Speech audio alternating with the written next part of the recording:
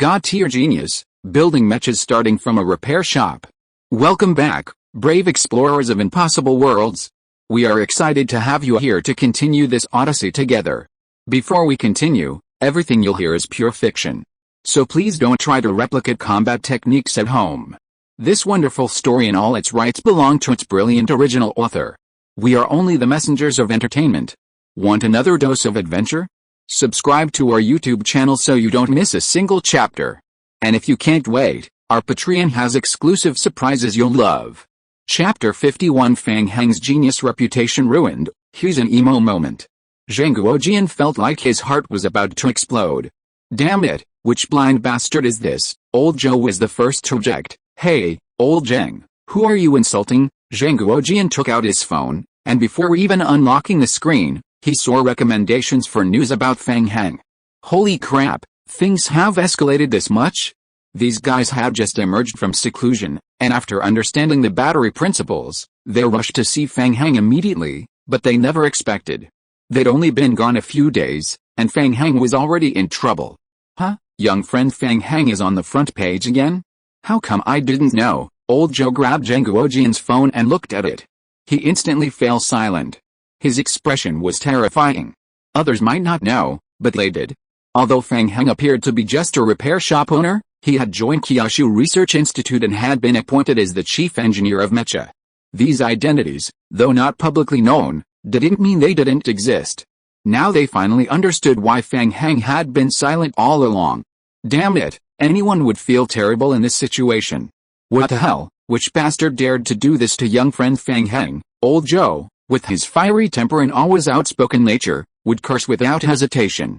To say that Fang Heng was really the kind of scumbag who deceived women's feelings? Oh, sorry. They didn't believe it. Old Zhang, what do we do now? Old Zhou became increasingly anxious, but he couldn't think of any good solutions. He could only turn to Zhang Guojian for help. We're still waiting for young friend Fang Heng to teach us the anti-theft and anti-counterfeiting technology for batteries, but with this happening at this crucial moment, young friend Fang Heng definitely won't be in the mood to teach us. Zhang Guojian was also furious. Young friend Fang Heng was a key figure in Kyushu's scientific research, and yet he was slandered like this. No way, he had to get justice for Fang Heng, even if the other party was a tiger. Zhang Guojian silently picked up the phone. Hello, Captain Su. Meanwhile, on the other side, Fang Heng was admiring the scenery on a campus path at Kyoto University, gazing ahead, lost in thought. Just then, he suddenly heard a familiar and gentle voice beside him. Fang Heng, it was Li Xinren, who had suddenly appeared behind him. What are you doing here? No wonder I couldn't find you for ages. Li Xinren acted as if nothing had happened and simply sat down next to Fang Heng. You were looking for me? Fang Heng smiled, feigning surprise, and said, aren't you afraid I'll deceive your feelings? Aren't you afraid I'll manipulate you? PFFT, Li Xinren covered her mouth and laughed. What am I afraid of? You're not that kind of person. Thank you. Fang Heng's smile was radiant, devoid of any melancholy, as if you were quite mature. Are you alright? Li Xinren asked cautiously, looking at Fang Heng's face. She wouldn't continue if she saw any sign that Fang Heng was struggling to accept it. Fang Heng shrugged, indicating he was fine. What could be wrong with me? Actually, you don't need to be like this. You can be angry too. That wasn't something you did.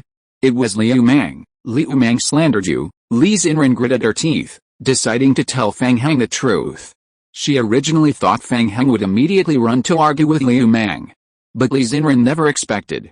At this moment, Fang Heng was unusually calm. I know, that's it? Shouldn't you get really angry and try to fight Liu Mang, and then I'd stop you? That's how the novel's plot should go. But now, shouldn't you be angry? You shouldn't. Hell, someone will take care of him soon enough. A petty person like him isn't even worthy of my anger. Who? Someone will help you? Who? Liu Mang's family is very powerful. His dad is from a big conglomerate, and his mom is the school's dean of students. Fang Heng smiled without saying a word. Just then, young friend Fang Heng, old Zhou and old Zhang chased after them. When Li Xinren saw these two people, her mouth almost formed an O. Having loved scientific research since childhood, she was extremely familiar with these two professors. Hiss, it's actually Professor Zhang and Professor Zhou. You know, these two professors usually keep to themselves. Although they are famous, they rarely appear in public. So it's difficult for ordinary people to even see them, but now they're chasing after Fang Heng. And there are two of them. Well, you two talk, I'll wait for you outside. With that, Li Xinren left and waited a short distance away. She knew the two professors had something to say, but she had no reason to stay and listen, so she simply left. Old Joe, why don't you go keep that little girl company? She must be lonely over there all by herself. No, old Zheng, you want me to go keep an old man company with a little girl? Old Joe really couldn't understand what Zhang Guojian was trying to do. There's a generation gap between an old man and a little girl. Go ahead, I'll talk to Fang Heng about that. With that, Zhang Guojian nudged old Joe, signaling him to come over too. After old Joe went over, Zhang Guojian slowly opened his mouth. It turned out he had just received Su Jian's latest investigation results. The video was completely fake. The reason no one had brought it up was twofold. Firstly, no one wanted to oppose the Liu group, and secondly, the online trolls Liu Mang had hired were too effective. Any comments defending Fang Heng were immediately met with criticism or drowned out by the vast online sea of comments. Zhang Guojian gently patted Fang Heng's shoulder, offering words of comfort. Young friend Fang Heng, we will definitely help you with this matter, so don't worry too much. Fang Heng smiled. I'm not worried, it's nothing, it's good that you can think positively. After all, the pressure of public opinion in this era. I saw you looking at your phone the whole time, and I thought you were worried about this, Fang Heng said somewhat slyly. Really? You thought I was just being emo, ha? Actually, I was thinking about how to maximize the efficiency of our new high-energy battery. Chapter 52 The shocked professor discovers a new continent. Hello, Professor Zhou. Li Xinren saw Professor Zhou approaching and quickly stepped forward to greet him. Hello, you? Professor Zhou was just responding casually, but then he suddenly noticed Li Xinren's gloves. He was immediately drawn to them. It wasn't that the gloves were particularly attractive, but rather that the craftsmanship of the gloves looked very unique. Professor Zhou, being an expert, immediately recognized that these gloves were not ordinary. Unable to suppress his curiosity, Professor Zhou reluctantly asked Li Xinren, can I take a look at these gloves? Li Xinren was also taken aback. She had originally thought that a top researcher like Professor Zhou wouldn't be so easy to get along with, but she hadn't expected. Sure, Li Xinren said, taking off the gloves and handing them to Professor Zhou. Hiss, as soon as he touched them, Professor Zhou noticed something special. The material of these gloves was extremely fine. They were definitely not ordinary materials. Even if they were ordinary materials, they must have been made with extraordinary craftsmanship. Old Joe carefully examined the glove and discovered that it contained highly integrated chips and numerous precision electronic instruments. These were all very well hidden, being extremely small. If Old Joe hadn't spent most of his life handling such things, he probably wouldn't have noticed. Old Joe kept rubbing the surface of the glove, intending to turn it inside out. But he accidentally touched the glove's opening. Zzz, holding his breath, Old Joe could clearly hear the sound of tiny components turning. The next second, the glove glowed slightly, and two small insects flew out from the gap in the glove's opening. Holy crap, even Old Joe was shocked by this sight. This glove has a hidden secret. Old Joe's voice was already loud, and with his excitement, he accidentally let Fang Heng hear him. Zhang Guojian and Fang Heng exchanged a glance and decided to go and take a look as well. Old Joe, it's just a glove, why are you making such a fuss? Zhang Guojian shook his head, thinking that Old Joe was probably becoming more and more like a child. Old Zhang, this isn't my fault. Look, this glove is super high-tech. I even suspect it uses military-grade superconducting nanotechnology, but we're still researching that technology. Suddenly, Zhang Guojian's face turned serious, but Old Joe hadn't finished speaking. Old Zhang, what's even more shocking is that these two little bugs flew out from inside the glove ring. Guess how many intelligent systems are built inside? I even suspect it has powerful remote server support, but how could such a tiny glove ring accomplish so many functions? This glove couldn't be. Zhang Guojian looked at Li Xinren and then back at Fang Heng. Young friend Fang Heng, you didn't invent this glove, did you? Oh, no, Fang Heng was about to say that the glove wasn't his when Li Xinren interrupted him. Yes, Fang Heng gave me these gloves, PFFT. Fang Heng felt like he'd been slapped in the face. Right, this is just a gift for Xinren. Also a way of paying her back for the meal, a gift. Meal money. Damn, are young people these days all this arrogant? Giving someone a glove containing the most advanced technology on the entire planet as a gift. Fang Heng, if you're so awesome, why don't you give me one? Anyone can treat someone to a meal. You should have just said so. I'd treat you to 100 meals. Oh, no. 10,000 tons would be fine. Damn, if this technology were out there, who knows how many people would fight tooth and nail for it. While they were talking, Zhang Guojian suddenly noticed something suspicious. He focused all his attention on the little insect's tail, his eyes flashing with a strange light.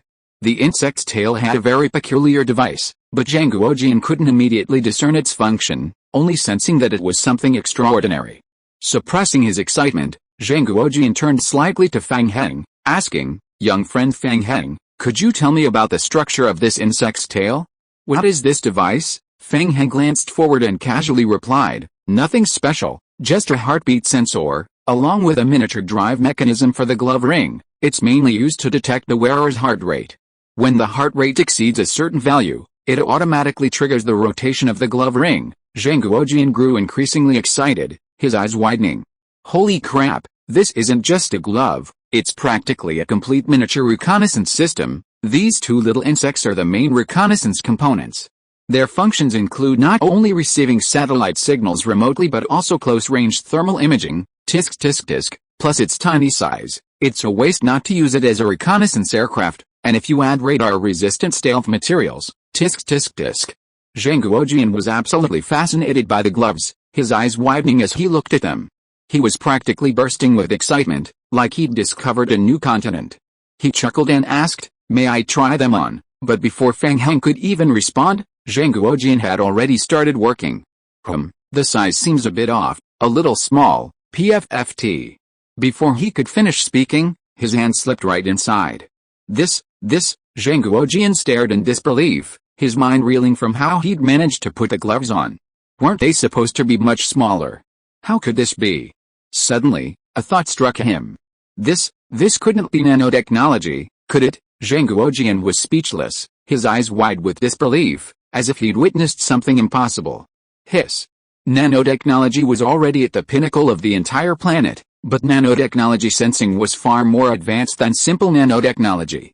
It's almost like it's equipped with artificial intelligence, purely sensory, truly intelligent. This nanosensing technology is mature enough to coordinate the size of human skin and bones. Although he already suspected it was about 70–80%, Zhang Guojian still gave Fang Heng a look of affirmation. Fang Heng calmly nodded, "That's right, then so it can also stimulate human cells and enhance physical fitness." Chapter 53. These are clearly gloves, yet you insist they're classified. Zhang Guojian, then so it can also stimulate human cells and enhance physical fitness. At this moment, Lao Zhou's eyes also lit up. Is this technology really that powerful? If that's really the case, then, if this technology were applied to the combat uniforms of the army, wouldn't everyone be a king of soldiers? Lao Zhou spoke while his face was stunned. Fang Heng's calm tone, "Theoretically, that's how it is, but we haven't tried it, so we don't know. This is just a gift I gave him. I roll you kid, is there anything you don't know? Damn, this is remotely controllable, automatically adjustable nanotechnology. Even if some major countries have secretly researched nanotechnology and are preparing to put it into use, it's definitely not as awesome as Fang Heng's current research results." "Miss, has anyone else seen these gloves?" Zhang Guojian asked urgently with a serious face. This person who saw it, I've been wearing it all day." Faced with Zhang Guojian's sudden oppressive aura, Li Xinren stammered. "No, has anyone researched, or rather, has anyone personally witnessed a function of this glove?" At this moment, Zhang Guojian was extremely worried. This was a treasure of Kyushu technology. The technology contained within this glove alone could win several Nobel Prizes. Zhang Guojian thought to himself, this technology must not be leaked under any circumstances, only by mastering the core technology can I have a stronger voice. Li Xinren stammered nervously, just now when Liu Mang rushed at me, the little bugs on this glove." "What?" Zhang Guojian's eyes widened instantly. "That guy named Liu Mang has seen it," Zhang Guojian thought to himself. "Wait, Liu Mang, isn't this?" "Yes." Li Xinren saw Zhang Guojian's gaze shift to Fang Heng as he spoke and instantly understood. Professor Zhang probably already knew that Fang Heng had been framed by Liu Mang. Then, what should we do now, Lao Zhang? Lao Zhou was also very anxious at this point. If such top-notch technology were leaked, won't he leak it? Oh dear, let's hurry over there. Zhang Guojian's eyes were somewhat deep, but his expression became calm. No need, we'll just talk to Captain Su. After saying that, Zhang Guojian picked up his phone again and called Su Jian. Originally, Su Jian didn't know how to handle the matter of Fang Heng's rumors, but now he didn't need to think about anything, he just needed to bring him back. After Zhang Guojian hung up the phone, Su Jian immediately connected with a local management director. Hello, Captain Su. Captain Su, the director was completely stunned when he saw the special phone number displayed on his phone. This was the security team captain's number. He'd never even seen Su Jian, let alone the security team captain calling him personally. That status, tisk tisk tisk. Okay, immediately take your men and secretly bring back a man named Liu Mang. I've already sent you the information. Oh, right, you need to bring him to the security team immediately, he can't stay in your management department, Su Jian added, his tone very firm. Okay, no problem, please rest assured, Captain Su, our management department will definitely handle this matter. Suddenly, the director's eyes almost popped out of their sockets, his face filled with disbelief. This, how could it be Liu's group? That's right. It's Liu Mang from Liu's group. At this moment, the director felt a headache coming on. How could it be Liu's group? The Liu Group is a well-known philanthropic enterprise in the area. Under the leadership of its president, it actively responds to the call for charitable donations every year, contributing to public works construction. Because of this, the Liu Group has established a very friendly image among various local departments. But now, Captain Su actually said he wanted to bring Liu Mang back directly. Judging from his tone, things must be complicated. Captain Su, what happened? Young Master Liu is usually law-abiding. Bullshit, law-abiding? He's suspected of leaking highly classified technology. Classified? The director's head was buzzing, and he couldn't help but repeat himself. He hoped Su Jian could explain more clearly, but Su Jian didn't have time to waste words. If your management department can't handle this, I don't mind sending my people directly, but your position as director should be replaced. With that, Su Jian hung up the phone. Hello. The director couldn't sit still any longer and immediately took his men after hanging up. First management team, assemble. At this moment, Fang Heng was unaware of all that had happened. Fang Heng changed the subject, saying, Old Zheng, let's not talk about that now. How's your research on the high-energy battery going? Upon hearing about the high-energy battery, Old Zhou instantly became overjoyed and excited, immediately chiming in, It's done, of course it's done, ha. Fang Heng, you don't know, we came here specifically to talk to you about this, Fang Heng asked meaningfully, so, Old Zheng, have you thought about how to promote it?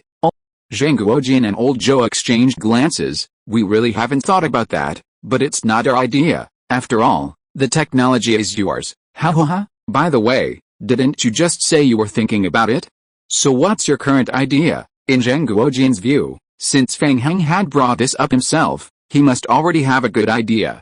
Fang Heng said matter-of-factly, of course, it'll be rolled out across Kyushu. I've thought about it.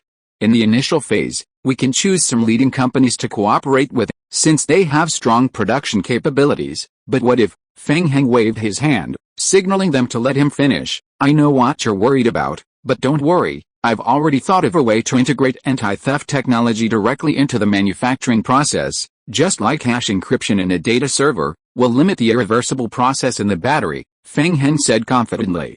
But even so, we're all professors at the research institute, we can't directly discuss cooperation, Fang Heng smiled slyly. Isn't that what I'm here for?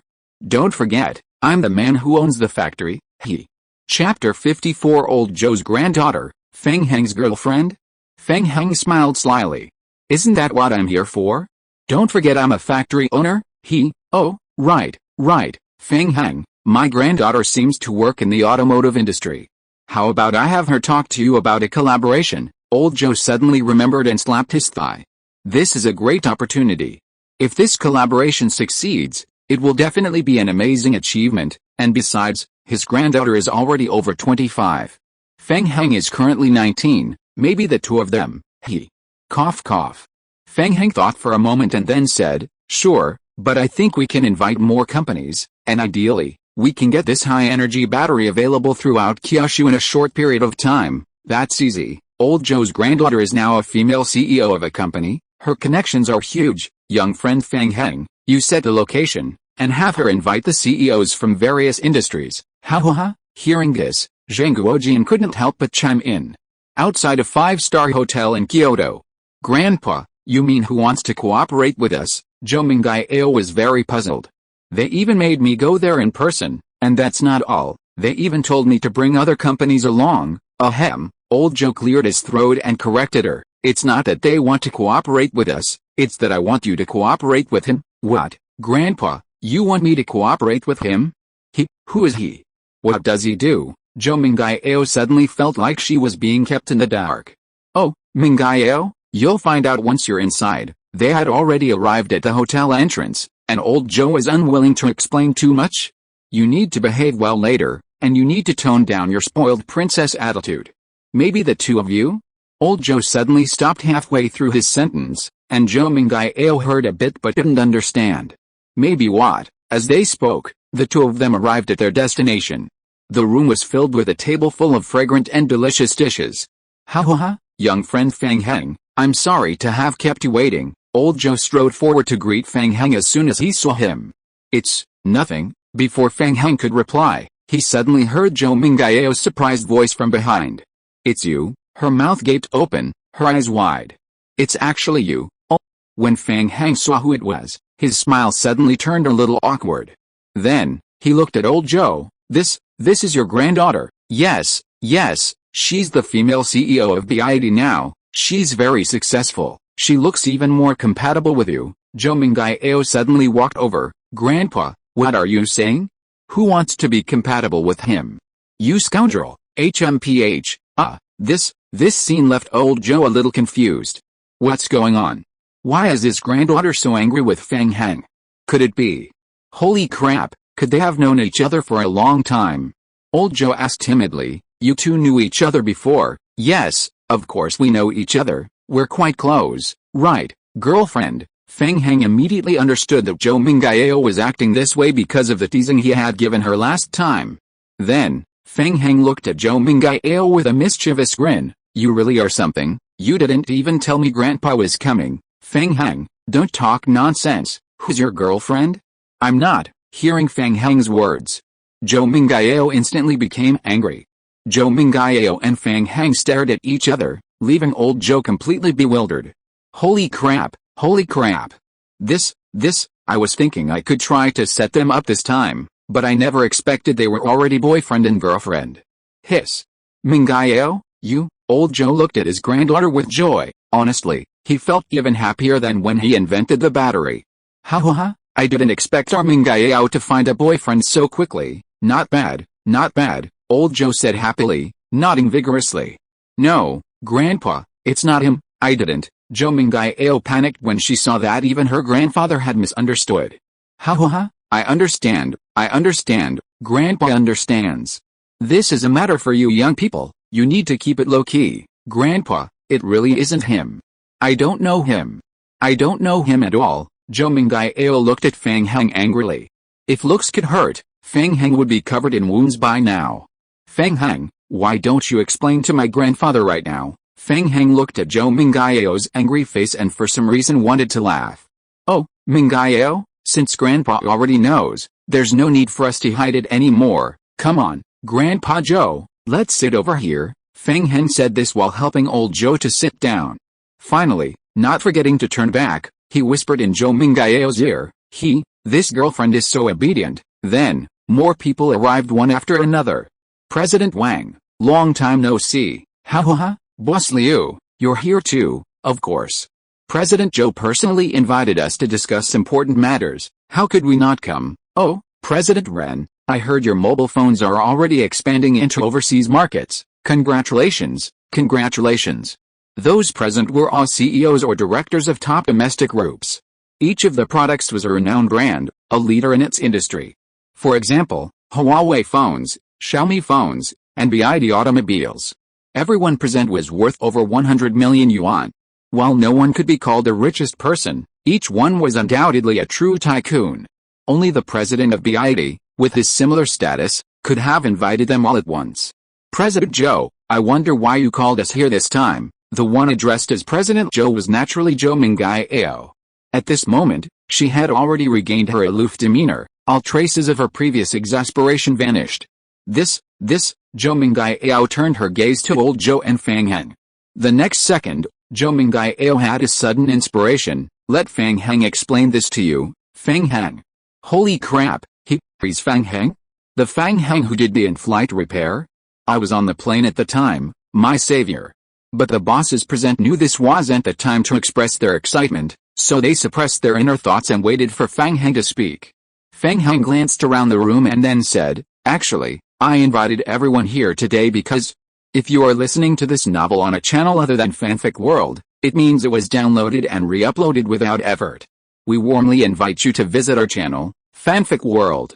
There you will find the original version of this story and many other novels of various genres. We look forward to seeing you dive into a world of incredible novels. Chapter 55. In just 6 months, they crushed the Apple mobile phone. Fang Heng scanned the room and then said, actually, I invited everyone here today because there's something I want to discuss with you all. There's some data in front of you now, please take a look. Hearing this, the bosses all simultaneously flipped to their respective documents.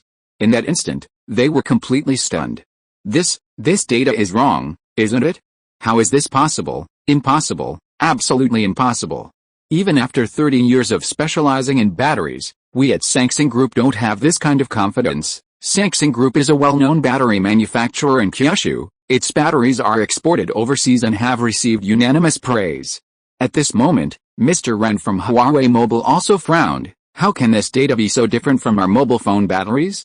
It's several times different, 10 times, a full 10 times, it was simply unbelievable. Fang Heng, you're not joking with us, are you?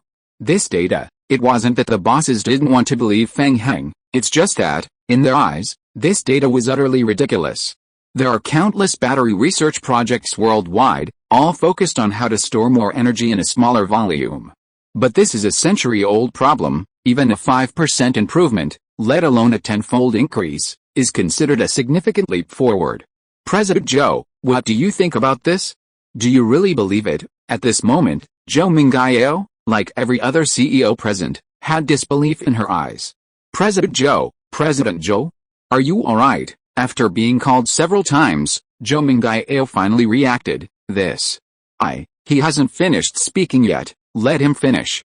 Besides, my grandfather is here too, are you afraid of being fooled? Joe Mingao glanced at Fang Heng discreetly, but quickly looked away. Although she couldn't believe it either, for some reason she had a premonition that it was true, and that soon they would. Just then, the door suddenly opened. Everyone was startled and quickly looked back. A dozen or so people walked in from outside, all dressed in matching suits, the leader carrying a safe. This was none other than Su Jian, the security team captain. This is, seeing so many people suddenly burst in, the bosses were a little flustered. Some couldn't sit still and stood up abruptly. Everyone, don't be nervous, old Joe finally spoke up. This is Su Jian, the security team captain. He's escorting something. Don't worry, escorting something. The security team captain. What's going on today? What's so precious that the security team captain has to personally escort it? Every boss present felt a jolt in their hearts. They knew this was definitely not a simple matter. Could it be that the captain is holding that high-energy battery? President Ren seemed to suddenly realize something and exclaimed in shock. If they initially thought Fang Heng was joking, now they definitely weren't. They would believe it even if he said it was a battery with 100 times better performance. The security captain himself was escorting it. Hiss. At this moment, the technician Su Jian brought had already begun testing the battery's various performance parameters. All the CEOs present crowded around, wanting to see if it was really that powerful. Reached, exceeded by 1 time, exceeded by 3 times, exceeded, holy crap, 10 times, 10 times. A full 10 times. Seeing the final test data, the CEOs were utterly shocked. Some of the more insightful bosses began to calm down. At this moment, they finally understood why the higher-ups were taking it so seriously. This thing could absolutely change the entire market. Think about it, where doesn't electricity exist now? Cell phones, cars, cooking, everything needs electricity. At this moment, Fang Heng took a sip of tea and calmly said, "Now do you believe what I said? Actually, the reason I invited everyone here was to discuss cooperation. After all, we're all from Kyushu. You are all leaders in the electric vehicle and mobile phone industries. You all know what it would mean to have this high-energy battery, right?" Fang Heng's words instantly ignited the excitement of the assembled executives. This really can be a cooperation with us, ha ha ha. It seems the rise of our domestic brands is just around the corner. Finally, we're no longer being held back. Yes, before this, our products had decent sales in the domestic market, but we had no advantage in overseas markets, but now it's different. With this high-energy battery, I'm confident we can definitely break through. A CEO from the automotive industry slammed his fist on the table and exclaimed, brimming with confidence. Hearing this, President Ren said excitedly, "No, don't try to take it from me, young friend Fang Heng. If I can get this battery, I guarantee that within 6 months, we'll crush Apple's iPhone." President Ren spoke with great confidence. After all, Huawei phones were already very famous, the best-selling domestic brand. Fang Heng, we want it too, that's right. Everyone became excited, the CEOs present were beaming, and they were all arguing. At this moment, Zhou Mingyao moved her lips, but finally couldn't help but say, "Fang Heng, RBID also wants this battery." She pursed her lips and continued, "RBID has always been suppressed by the foreign brand Tesla. If we get this battery, RBID is confident that we can drive out Tesla in a month, and surpass Tesla's global limited edition in 3 months, and our Geely brand is also good, we are confident too." They were arguing noisily, and if you didn't know better, you would think that the place had become a vegetable market. At this moment, old Joe waved his hand, signaling everyone to be quiet. "Everyone, please be quiet. Our research institute and Fang Heng have discussed this together. There won't be any favoritism, everyone will have a certain market share. Moreover, these batteries are still in continuous production. Actually, the profit from selling the batteries alone is already extremely high, but distributing them to domestic companies would be more beneficial to the rapid development of Kyushu's economy." However, just then, the always cautious general manager Ren spoke up again. "By the way, Professor Joe, I have a question. What if these batteries are copied by foreign companies?" Chapter 56 High-Energy Batteries, Stirring Up the Stock Market. However, at this moment, the usually cautious CEO Ren spoke up again. "By the way, Professor Joe, I have a question. What if these batteries are copied by foreign companies?" A collective gasp rippled through the room. This. If this were truly copied, then all the advantages would be gone. Yes, what if some people manage to counterfeit it, then sue them? Sue them relentlessly, until they're completely broke. "Fang Heng, we should have patented all of these batteries, right?" Fang Heng shook his head. "No, PFFT. This, such a brilliant invention, how come it hasn't been patented? Shouldn't this be the first thing we do? It's no use. This high-energy battery involves too many factors. Even with various patents, it won't stop the counterfeits. You could say it's just small-scale profit, but this is enough to shake the entire global market. They won't be so content." Ha ha ha. Hearing this, old Joe couldn't help but burst into laughter. They had already considered this problem. You can use it with confidence. The manufacturing method of this battery is strictly protected. Even if they get a ready-made battery and try to modify it, they can't do it. This high-energy battery incorporates a particle protection technology on its surface. If the battery is violently dismantled, it will self-destruct. Hiss. After hearing old Joe's words, everyone's tense hearts relaxed, but they were now more impressed by Kyushu research. Not only could they develop such a top-notch battery, but they had also achieved such a high level of anti-piracy measures. Truly remarkable. Next, the group directly entered into discussion about market share. Everyone went straight to the point, so it didn't take much time. About half an hour later, Mr. Ren declared enthusiastically, "All right, I'll hold a press conference as soon as I get back. Let them witness the technology of Kyushu. With this high-energy battery, he could directly apply it to Huawei phones, creating the most powerful mobile phone product on the entire planet." Just then, Fang Heng spoke up. No, Mr. Ren, There's no rush for the press conference. Once the news about the high-energy battery gets out, battery-related markets and stock markets around the world will definitely be in turmoil. Then your competitors, Apple, Tesla, etc., will see their stocks. Before Fang Heng could finish speaking, everyone instantly understood. Those present were all business tycoons. Although they didn't usually buy stocks, they were more familiar with the stock market than anyone else. Hiss. Yes, Fang Heng is so thoughtful. When our new product is launched, who cares about banana or orange phones? They'll all be sold off. Ha. It seems we can make a fortune. After leaving the hotel, the business tycoons all sprang into action. They all firmly believed that the moment the high-energy battery was revealed, stock markets worldwide would be in turmoil, and other brands using ordinary batteries might even face market collapse.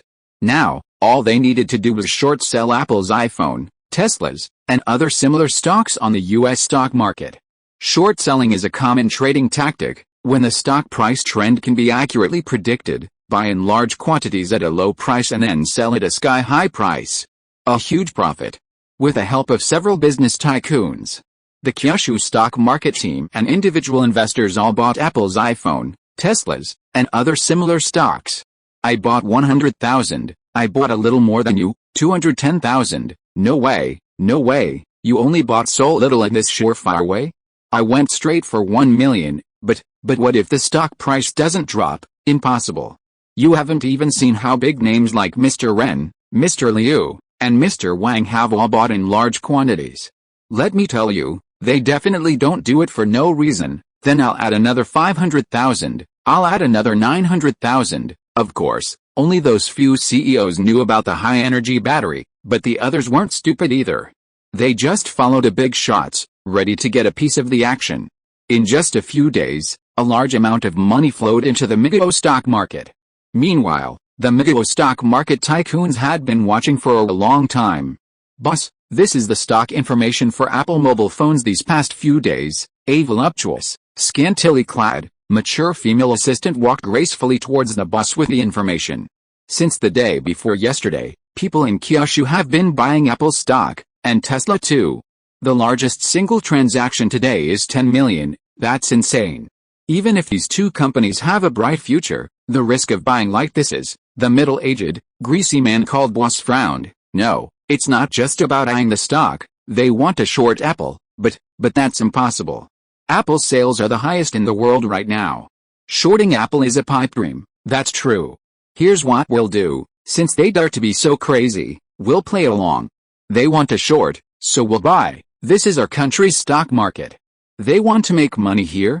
No way. However much they buy, we'll buy the same amount, driving up the price and seeing how much they lose in the end, the female assistant said seductively. Oh, boss, you're brilliant, HMPH, you charming little vixen, go on. The greasy middle-aged man slapped the woman's buttocks, causing a chorus of screams from the crowd.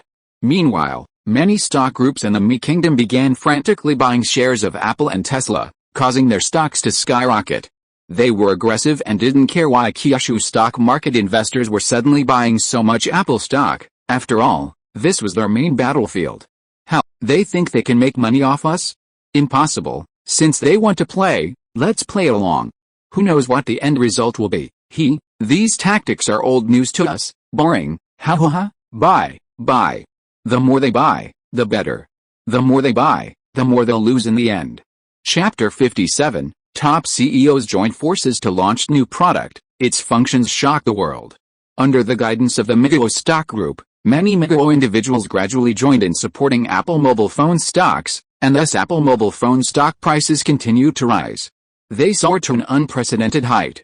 This was an unprecedented boom in the mecha stock market. Every stock saw its price rise with every purchase.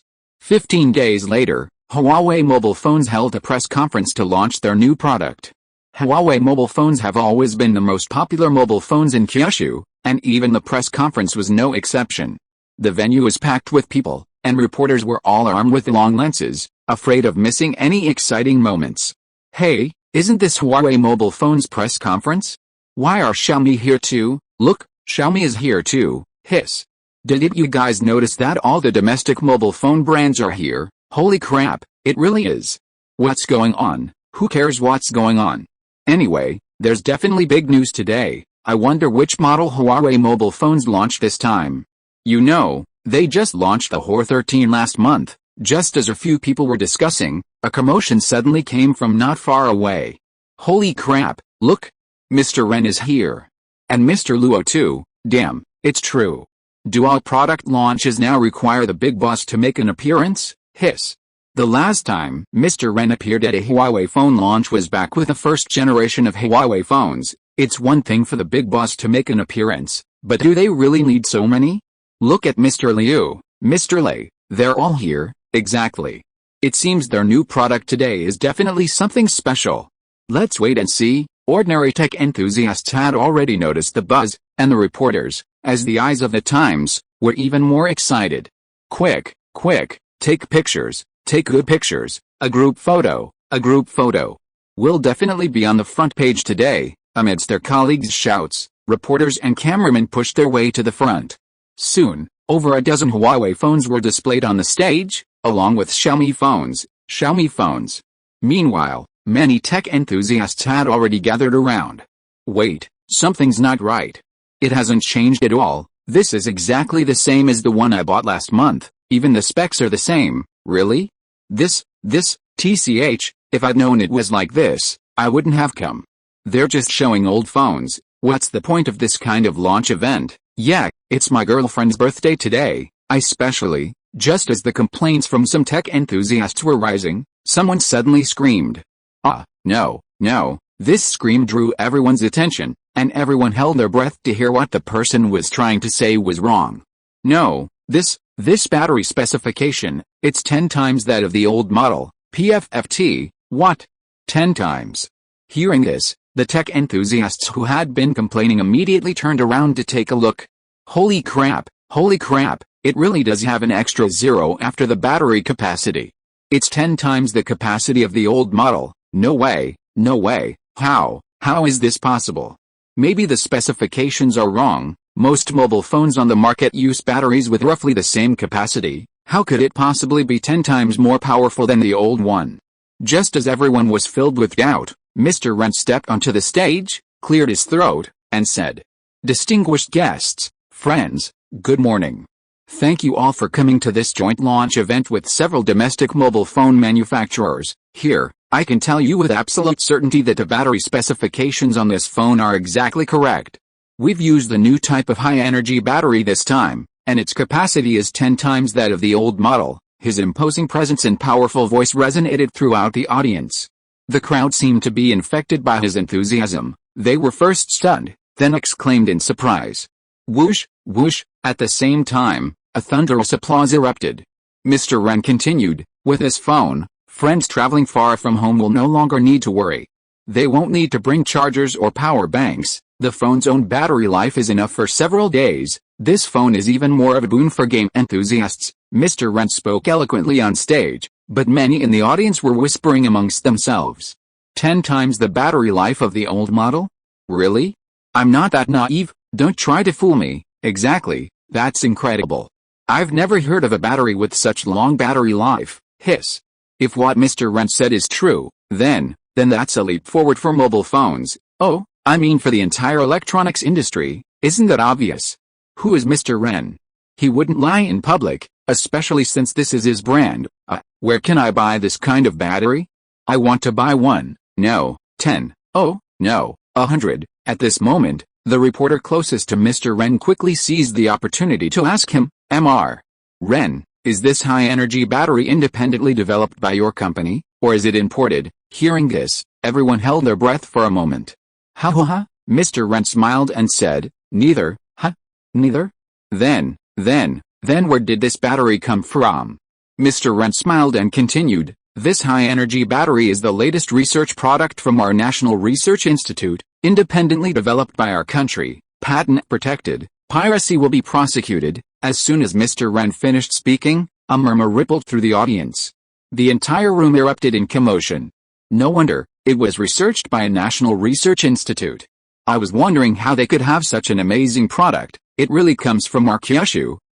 Everyone in our National Research Institute is a talent. Everyone is a genius. National Research Institute, awesome. Will this phone Equipped with such a high-end battery, be very expensive. A reporter thrust a microphone forward, asking Mr. Ren again. Also, since this was developed by a national research institute, will it be applied to other fields?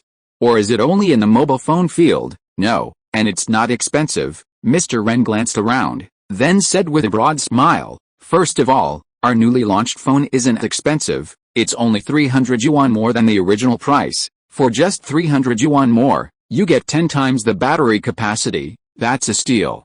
Chapter 58 Stock Market Crash, Shareholders Suffer Bloodshed on the Spot.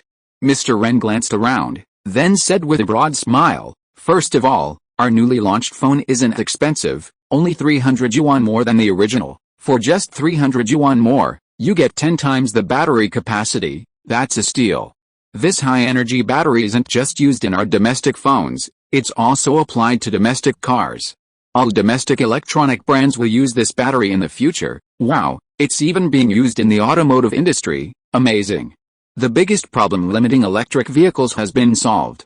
More people will buy electric cars. Exactly. I won't buy any gasoline cars anymore. I'll stick with our domestic electric cars. It seems like BYD also held a press conference today, launching a high-energy battery electric car. Holy crap, that must be a huge sensation there. Yeah, anyone with common sense knows what this means. I feel like there will be a buying frenzy. Can you feel it? The world is shaking, it's collapsing, it's collapsing. The automotive industry is about to be reshuffled, and our domestic electric cars are about to reach the peak, sure enough. Meanwhile, at the BYD launch event, the audience was in a frenzy. They had just learned that the new car was equipped with a high-energy battery, 10 times more powerful than the original. 10 times. 10 times the power. What does this mean? It means that electric cars that previously had a range of only 500 to 800 kilometers can now travel 5,000-8,000 kilometers. 5,000 kilometers, what a concept. Once fully charged, this BYD car can traverse most of China. The high battery capacity combined with BYD's multifunctional equipment is an absolute perfect match. This car almost fulfills all the technological needs of modern life. You can do whatever you want in the car without worrying about battery consumption. As for the price, this high-energy electric car is only 1,000 yuan more expensive than the original. Damn, with hundreds of thousands already spent, who cares about 1,000 or 2? Even a fool would choose this car without hesitation. Quick, the photography crew, get on board. We need to capture this scene beautifully. It's guaranteed to make the headlines. Such difficult scientific research has been successfully completed. Amazing, my country. A salute to all the staff working on the front lines of scientific research. Because of you, our lives will be more prosperous and convenient. Now, some foreigners will have nothing to say, right? With our electric cars that can travel over 5,000 kilometers, no one will buy those that can only go 300 or 400 kilometers. Ha ha ha, that's right. Maybe they were hiding in some corner trembling right now. No way, I need to call my girlfriend right now and tell her not to buy Tesla. Our domestic products are much better than theirs. Meanwhile, in the Mi Kingdom, the stock market. A few hours earlier, Kyushu had already begun frantically selling off Apple mobile phone stocks, and not just Apple, but also Tesla. The series of strange behaviors by Kyushu stock investors left a Mi Kingdom stock group very puzzled. Wasn't this in an upward trend? Why the sudden sell-off? Moreover, judging from their previous trend, they seem to be shorting, but they haven't made much money yet. Could it be that they think they can't afford to play this game anymore? For a moment, many people in the Migo stock market were very confused. Could something have happened in Kyushu? Having decided to enter the stock market, their awareness was much more sensitive than ordinary people. Even the slightest abnormality would cause them to worry for half a day. Meanwhile, in a large villa. This was the residence of a stock market tycoon. At this moment, he was watching a video, his hand holding the phone trembling involuntarily. His heart was pounding, and even his breathing became unusually rapid. Translator, come quickly, tell me what this video is saying. The video on his phone was showing 2 press conferences from Kyushu. For some reason, watching this video, this Migo tycoon felt that something was wrong.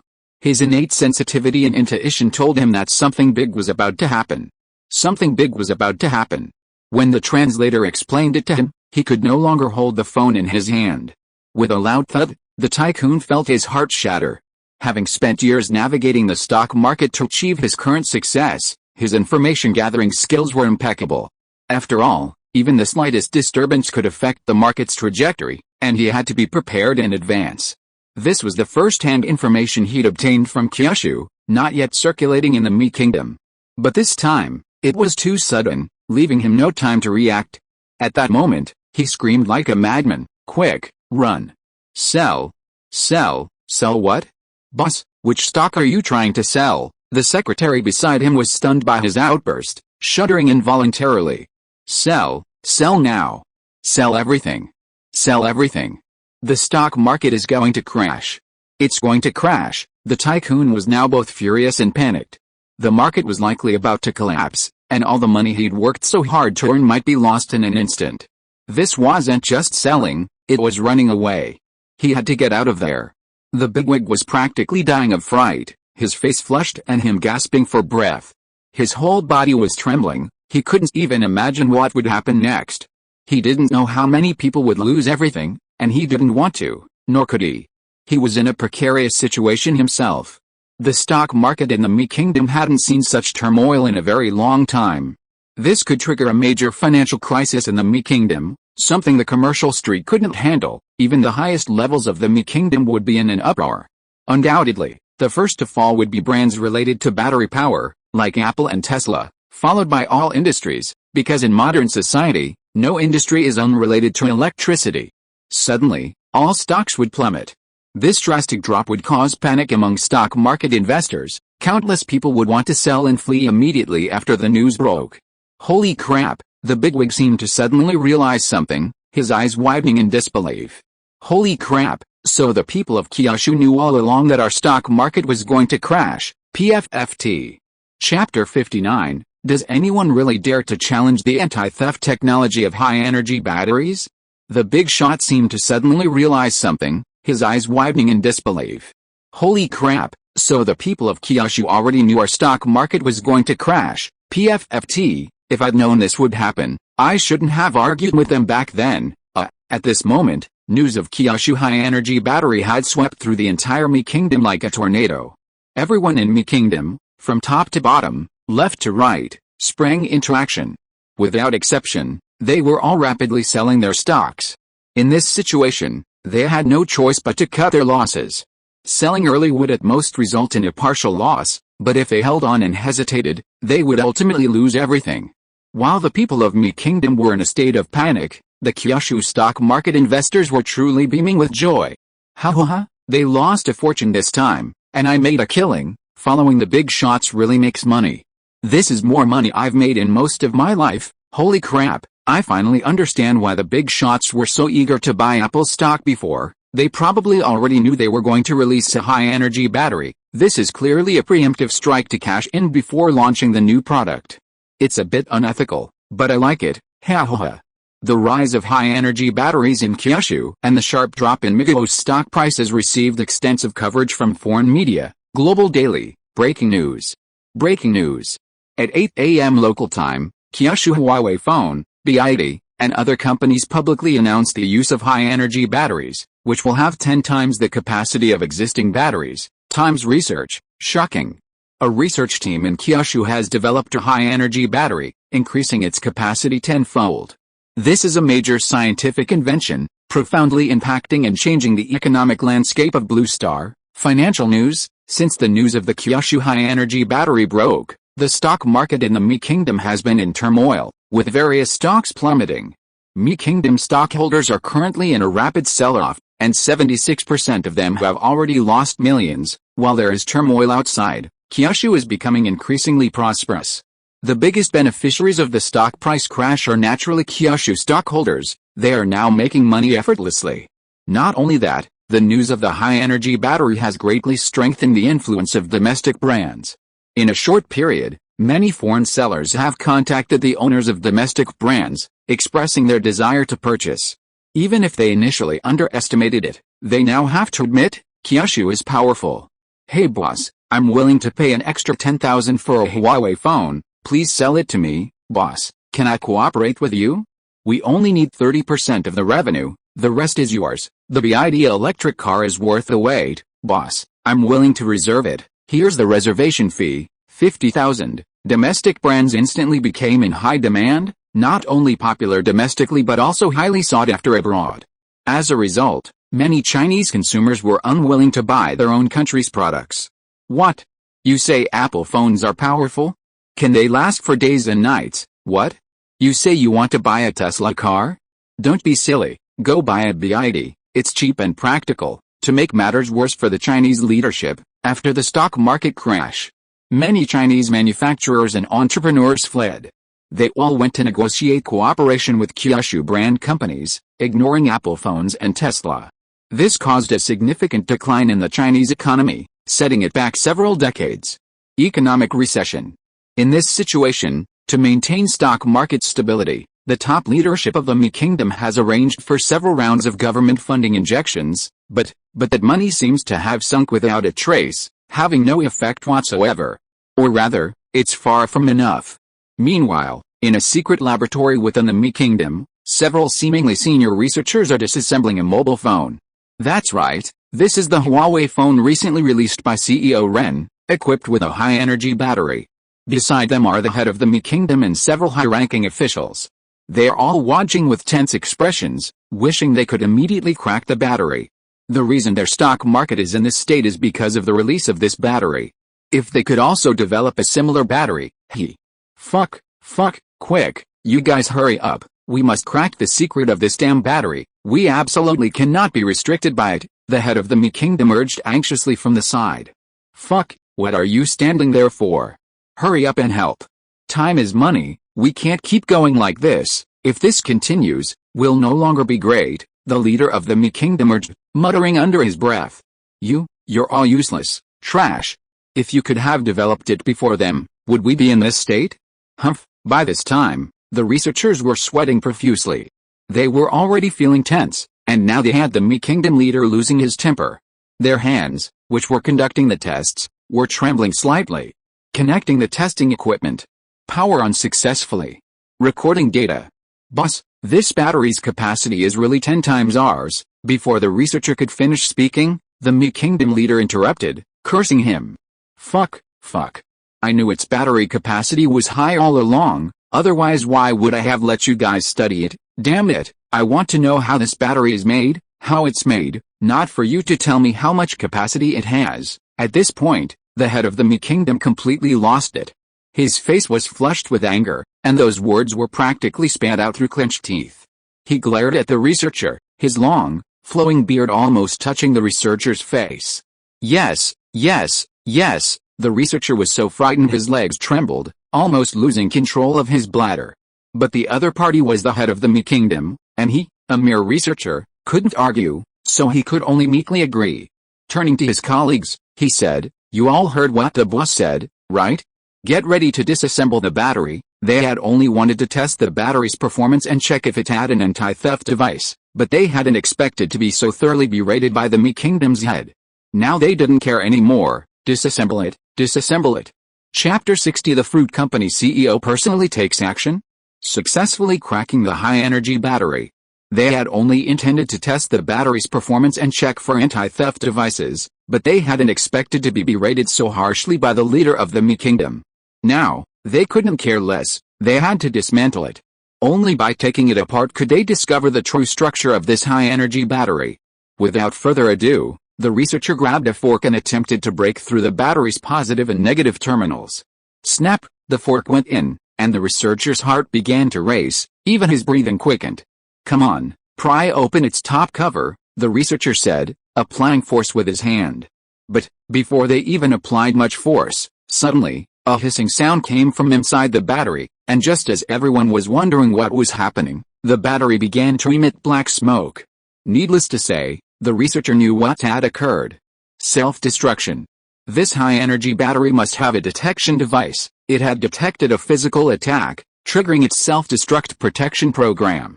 Fuck, what the hell? How could this happen? Fuck, what did you guys do? If you can't even handle this, then you're all fired. The leader of the Mi Kingdom wasn't an expert in this area. He couldn't see what had happened to the battery, let alone know that its self-destruct mechanism had been triggered.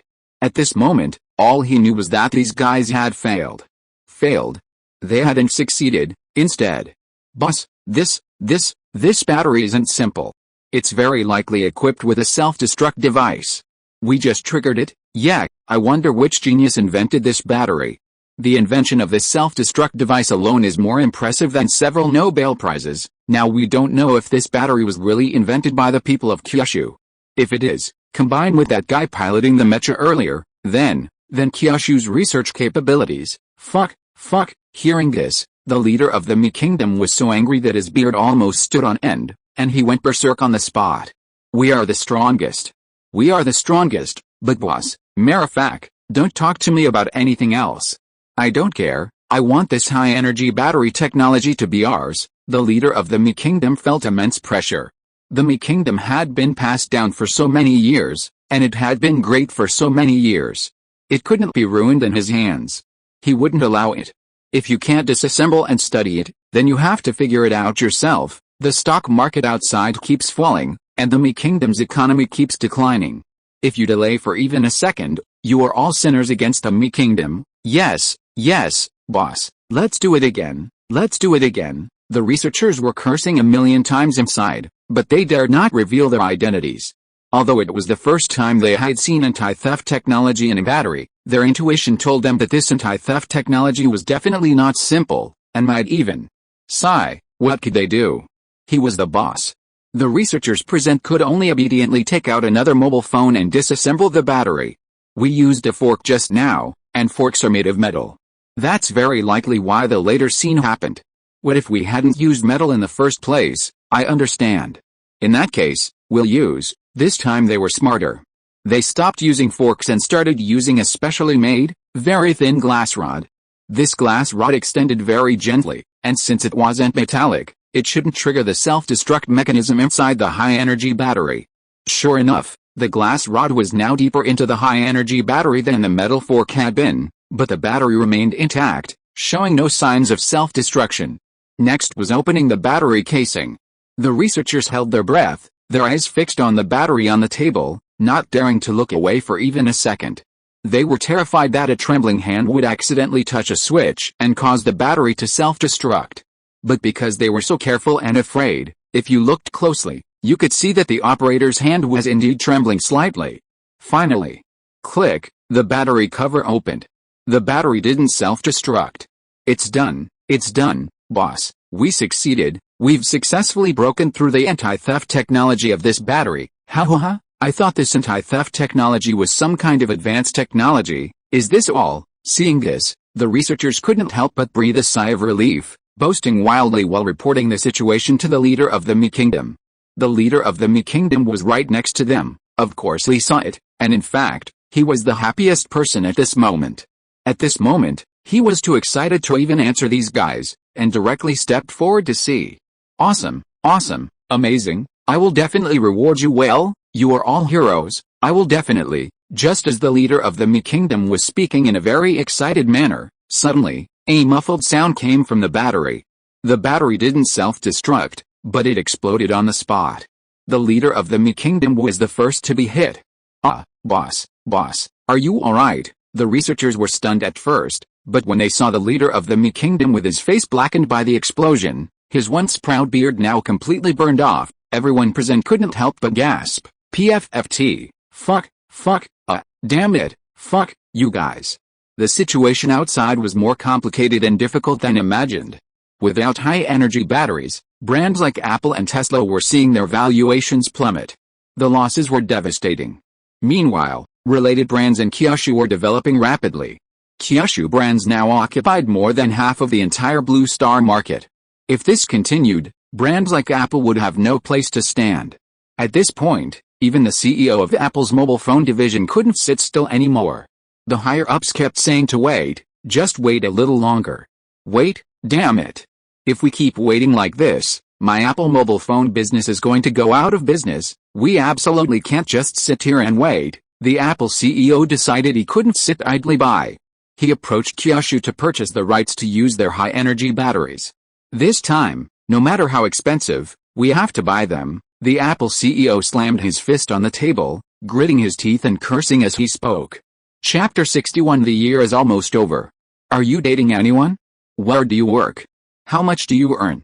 This time, no matter how expensive, we have to buy it. The CEO of Apple slammed his fist on the table, gritting his teeth and cursing. He was determined to buy it no matter the price, but Kyushu wouldn't sell it no matter how much you offered. They just wouldn't sell it. Whether it was Apple or Tesla, it was the same.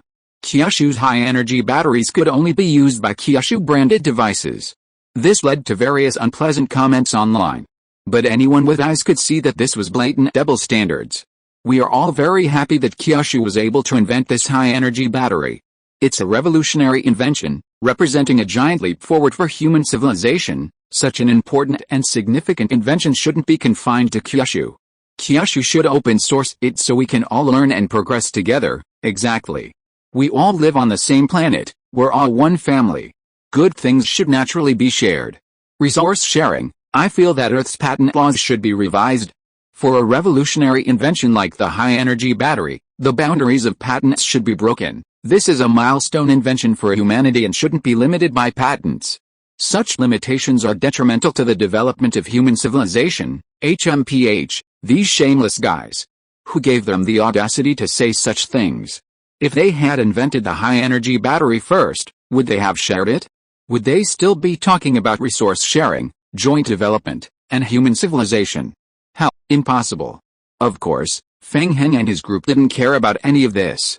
What happened to them was their business. After all, it was time for them to experience being held hostage. Thus, the more chaotic things were outside, the more stable things became within the 9 provinces. Before they knew it, the end of the year was approaching. People everywhere stopped their work and planned to return to their hometowns for family reunions. The New Year is the most lively and joyous time of the year. But for young people like Fang Heng, this year brought a bit more trouble. Friends he hadn't seen in a long time were asking him questions like, "Are you dating anyone? Where do you work? How much do you earn?" Every question was a headache. Fang Heng hadn't usually cared about these things. But this year was different. This year, Fang Heng's mother, Shen Yulan, had specially arranged a blind date for him. After all, Fang Heng wasn't young anymore. Although he wasn't of legal age yet, that's the tradition in their old place. Marriage and obtaining a certificate couldn't wait, but now it's time to start dating. "Hey, you brat, do you remember what I told you before?" "What?" Fang Heng looked bewildered. He didn't know why he had become increasingly obsessed with technology, probably influenced by Zhang Guojian and the others. Now, all he did was research. Fang Heng's mind was filled with how to conduct research. "I knew you didn't take it seriously." "Blind date, huh? We agreed before, we'd arrange a blind date for you during the New Year, and you agreed." Shen Yulan gave Fang Heng a look to stop making excuses, then continued, "Don't use your young age as an excuse. Look at that classmate from the next village. He's only a month younger than you, but now they're already a couple." But, Mom, Shen Yulan didn't want to listen to Fang Heng's arguing. "Son, you can't go wrong listening to your mother, Henger. Don't worry, the girl I'm introducing you to is definitely outstanding. If you can win her over, that will be a real blessing for you," Shen Yulan said earnestly, holding Fang Heng's hand. Okay, Fang Heng had no choice. Since it was already arranged, he might as well go and take a look. Fang Heng casually asked, "When is it scheduled? Today?" "What? Today? You're only telling me now that you've arranged a blind date for today?" Fang Heng felt a jolt and jumped up from the sofa. "Why didn't you say so sooner? I already told you, I reminded you so many times." But, Fang Heng didn't know what to say. "But it's so late now, maybe we should just forget about it. It's not good to bother them like this." Shen Yulan smiled and then said, "It's not late at all, because we're meeting in the afternoon." "Ha, I knew you'd come up with this kind of excuse. Hurry up and get ready, put on a nice outfit and head out. Don't make the girl wait for you on our first meeting, it'll make us seem unfriendly." "Oh, right, I booked 2 movie tickets with your phone number. Remember to take her to the movies this evening, don't just stand there like a dummy." At this point, Fang Heng really didn't know what to say. All he could say was, "You're so thoughtful." Fang Heng didn't refuse, which made Shen Yulan very happy. She couldn't help but say a few more words. "Son, let me tell you, Wen is a really good girl. Not only is she beautiful, but she's also gentle. Most importantly, She's already a doctor with a doctorate at a top hospital at such a young age. Meanwhile, in Su Wenyan's bedroom, her parents walked right in. Yan, Mom and Dad, just tell us what's wrong. We've arranged a blind date for you. It's this afternoon. What? A blind date? And this afternoon? Is it really that rushed? Su Wenyan was also shocked on the spot, screaming in disbelief. This, Mom, I'm only 21, it's a long way off. Looking at her parents' expressions, Su Wenyan scratched the back of her head sheepishly, stammering, This is too sudden. Most importantly, what's sudden? Wenyan, you're already 21 this year, and you've never had a single relationship. Are you really planning to wait 2 years to become a golden leftover woman? When I was your age, my child was already crawling. This is sudden? This is a long way off. Daughter, don't rush to reject him. Go and see him, maybe you'll like him. This blind date is Fang Heng, the guy who's all the rage online. What? Fang Heng. It's him. Su Wenyan's eyes widened, her gaze filled with disbelief. If you are listening to this novel on a channel other than Fanfic World, it means it was downloaded and re-uploaded without effort. We warmly invite you to visit our channel, Fanfic World. There you will find the original version of this story and many other novels of various genres. We look forward to seeing you dive into a world of incredible novels. Chapter 62 Fang Heng's awkward moment. What? Fang Heng. It's him. Su Wenyan's eyes widened in disbelief. How about it? Interested now, Su Wenyan's mother smiled knowingly at her. Although she hadn't explicitly stated it, she knew her daughter very well. Su Wenyan was smart from a young age, but she had never had a boy she could think about all the time. Of course, Fang Heng was one of them now.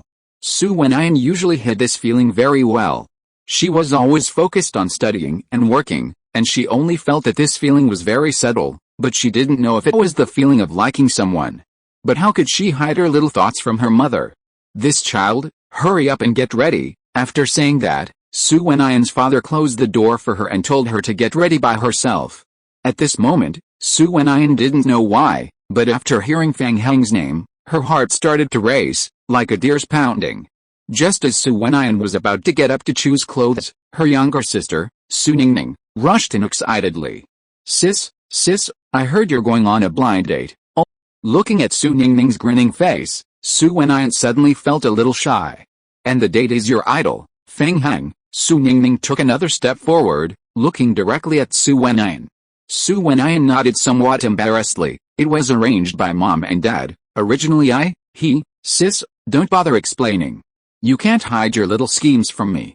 Look, you've already started picking out dresses. Su Ningning looked at Su Wenyan with a sly smile.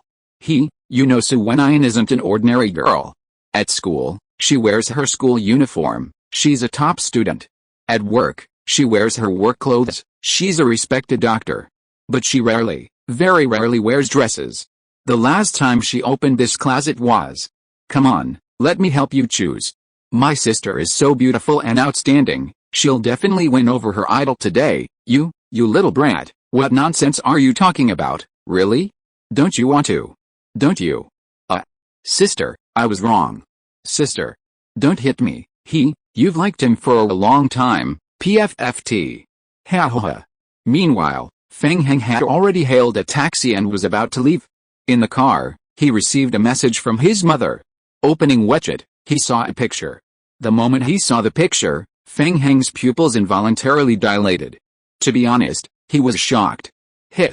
I have to say, the girl Mom introduced, is really pretty. Fang Heng pursed his lips and muttered to himself. Ding dong, he received a message. Son, how does it feel? This is the girl you're going to date later, isn't she pretty? I told you, Mom's taste is always right. Fang Heng's phone vibrated again, and Shen Yulan's message came through. This is Wenyan's barefaced photo, not like those fake photos online. You'd better seize this opportunity, kid. That girl is definitely wife material. She'll surely become your virtuous helper in the future. Shen Yulan's messages came one after another, not giving Fang Heng time to reply. His typing speed was incredibly fast. Okay, that's all for now. I'm almost there. Fang Heng glanced at the Wanda Plaza ahead. Alright, Mom will wait for your good news at home. Good luck. Attached is a fighting emoji. After getting out of the car, Fang Heng walked towards the agreed location and soon spotted a beautiful figure. The girl had delicate features. Her flawless skin and stunning face made her look like a celestial being descended to earth. Her Chanel suit added to her gentle and charming aura. Recalling the photos he had just seen, the girl in front of him was Su Wenyan. Gulp. The photos were already beautiful enough, but the real person was even more beautiful. Sorry I'm late, Fang Heng walked up to Su Wenyan and said somewhat awkwardly. If Fang Heng weren't quite handsome, he would have looked like someone trying to pick her up. Before coming, Su Wenyan's parents had shown her Fang Heng's picture, so even if they hadn't, she would have recognized him. No, it's okay. When talking to Fang Heng, Su Wenyan felt inexplicably nervous. She slightly tugged at her skirt, pursed her lips, and continued, "It's okay, I just arrived, and it's not time yet." Su Wenyan had just changed her clothes and put on makeup when her younger sister kept urging her to leave, saying that a girl being late the first time would leave a bad impression. It would make the guy think she was pretentious. Since they were all meeting for the first time, and neither of them had experience with blind dates, after a few awkward words, Fang Heng and Su Wenyan went into the coffee shop they had agreed to meet. Just as they sat down, Su Wenyan suddenly received a message from her sister. 1 o'clock, sis, go for it, beat him. I'm rooting for you. Seeing this, Su Wenyan's heart skipped a beat, and she subconsciously looked towards the 1 o'clock direction. PFFT. Holy crap, Su Ningning. Seemingly noticing Su Wenyan's gaze, Su Ningning winked from the seat at the 1 o'clock position. Su Ningning was right behind Su Wenyan. Su Wenyan muttered to herself, why is she here? Who's here? Fang Heng thought Su Wenyan was talking to him.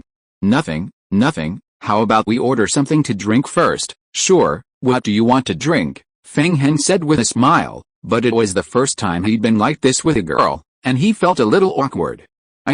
I'm fine with anything, what about you? I'm easy, PFFT. PFFT, hearing this, Su Ningning, who was hiding nearby, couldn't help but spit out the coffee she had just drunk. Ahem, holy crap. What kind of ridiculous conversation is this? Su Ningning felt her worldview was about to be destroyed. Sis, why are you guys talking so awkwardly? Relax, Su Ningning thought to herself, my sister can't even speak properly, and Fang Heng is also a total straight man. Sis, just order something. How can we chat if everyone's just talking casually like this? Su Wenyan didn't think anything of it at first, but after seeing her sister's message, she felt ashamed. Oh my god, this blind date is too awkward.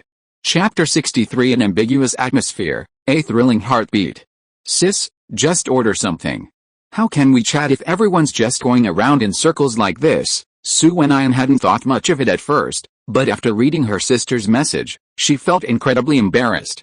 Good heavens, this blind date was so awkward. I'll just have a latte. Su Wenyan was fidgeting under the table, clearly very nervous. Okay, I'll have a latte too, Su Wenyan, almost simultaneously. Fang Heng, Su Wenyan, you go first. Fang Heng, you go first, at the same time again. Su Ningning covered her face when she saw this. This was definitely the most awkward scene she had ever seen, bar none.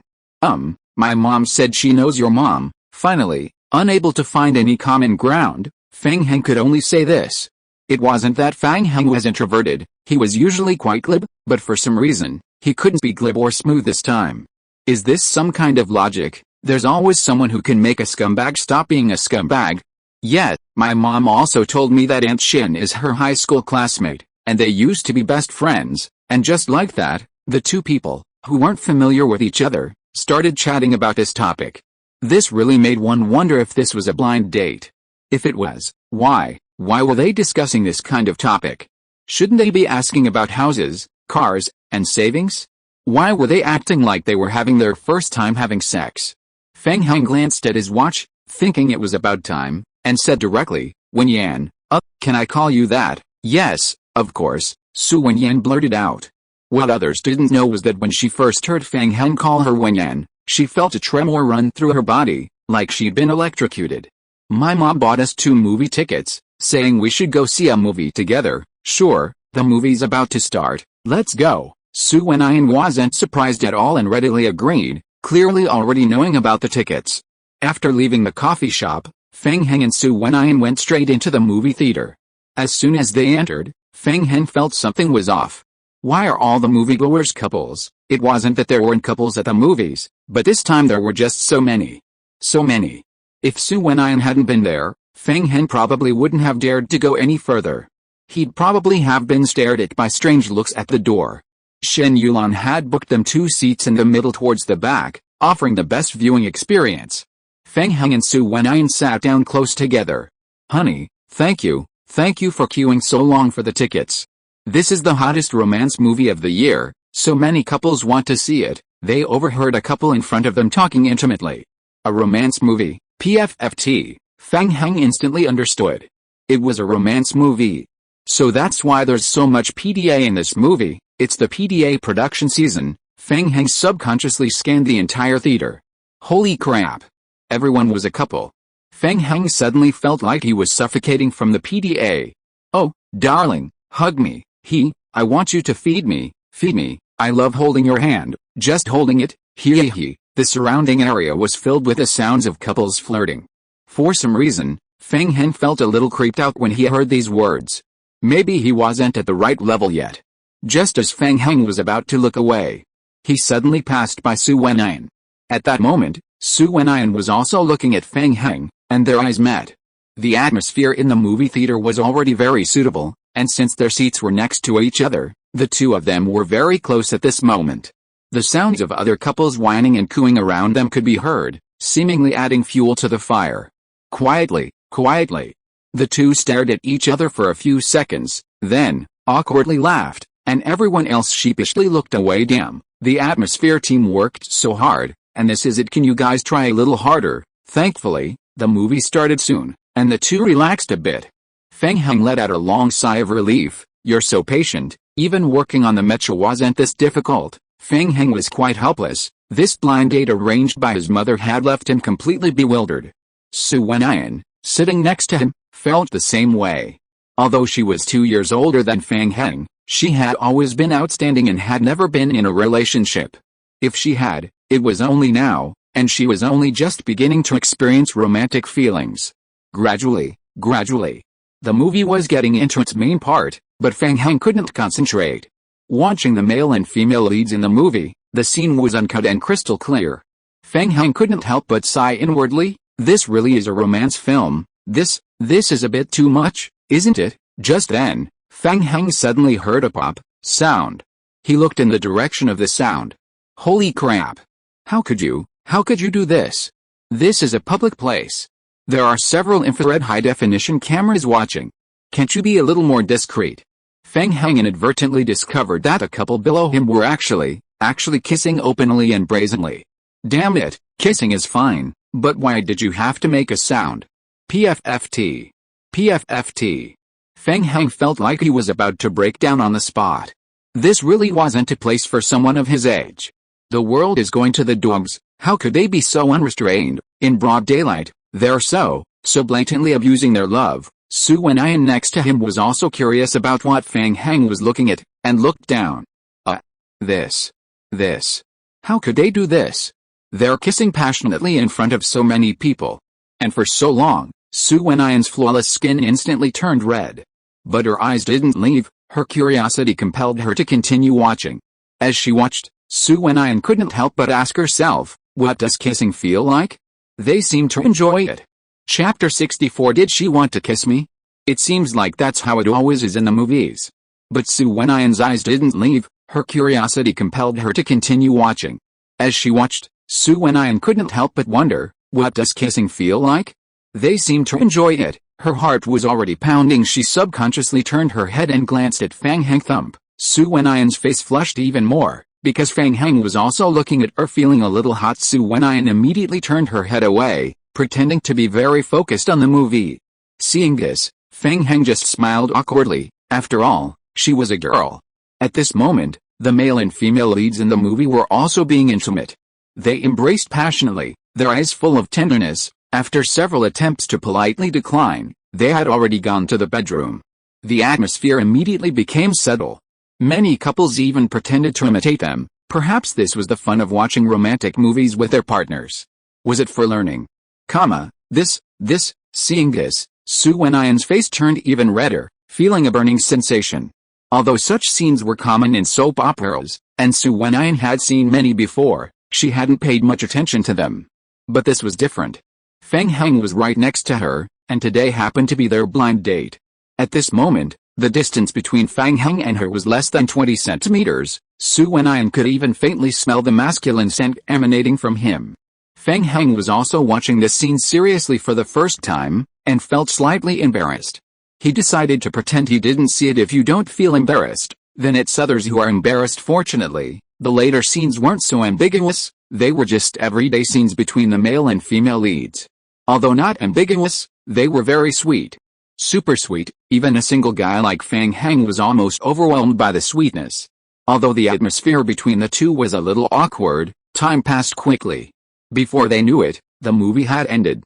Watching the affectionate couples leaving one by one, Su Wenyan pursed her lips and said, let's go back too." Fang Heng smiled and replied, "Yes, I'll take you home." When they came out, Shen Yulan had repeatedly reminded Fang Heng to be a gentleman and offered to take Su Wenyan home. Su Wenyan didn't say anything, just smiled faintly in agreement. Su Wenyan's home wasn't far from the movie theater, and the two quickly arrived at her building. "My home is upstairs, thank you for taking me home," it must be said. Su Wenyan's smile was truly sweet and beautiful. For a moment, Fang Heng almost lost his composure. "You're welcome, it's what a guy should do." Then, "Shall I go upstairs first?" Su Wenyan pointed upstairs and tentatively asked Fang Heng. "Yes." Fang Heng smiled and nodded. For some reason, seeing Fang Heng's reaction, Su Wenyan felt a little disappointed. "He didn't even try to stop me. Doesn't he have any feelings for me?" After a few seconds of silence, Su Wenyan turned around, about to go upstairs. "Wenyan," suddenly, Fang Heng's clear and cheerful voice came from behind her. Su Wenyan felt a sudden surge of joy, immediately stopping and looking at Fang Heng, asking curiously, "What's wrong?" Fang Heng didn't speak, but took a step forward, now only a small step away from Su Wenyan. The two looked more like a couple than lovers. Their eyes met. Su Wenyan felt a little flustered. Her heart pounding rapidly again. What does he want? Why is he so close to me? Su Wenyan subconsciously clutched the hem of her skirt, extremely nervous at this moment. Does he want to kiss me? Su Wenyan's pupils dilated. That's exactly what happened in the movie she had just watched. The love story of the male and female protagonists in the movie begins with a farewell kiss. They kissed first, and then kissed again. Time seemed to stand still at that moment, the two of them silently gazing at each other. Time was passing too slowly. Whether it was a girl's instinct or something else, Su Wenyan slowly closed her eyes. She was waiting to come. But just then, Fang Heng gently stroked Su Wenyan's hair. With a warm smile, he said, Your hair is messy, up. Su Wenyan's face instantly turned bright red. PFFT. What was she thinking just now? Why was her mind filled with kisses?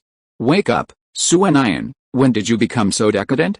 At that moment, Su Wenyan wished there was a hole in front of her and she could disappear into it immediately. Luckily, Fang Heng didn't know what she was thinking, otherwise. I'm going back first. Leaving these words hastily, Su Wenyan shrank back and ran home, leaving a bewildered Fang Heng behind. Was she scared by me? But her hair is definitely messy. Fang Heng thought for a moment, still unable to figure it out, and finally could only go home. Su Wenyan was already panting as soon as she entered the house. Huff, huff, huff, she gently smoothed her chest with her hand, trying to calm down quickly. Suddenly, "Yo, sis, you're back." Her younger sister, Su Ningning, appeared out of nowhere, startling Su Wenyan so much she almost lost her balance. "You suddenly appeared, trying to scare me to death." Su Wenyan rolled her eyes at Su Ningning, speaking with a resentful tone. I'm just congratulating you, aren't I?"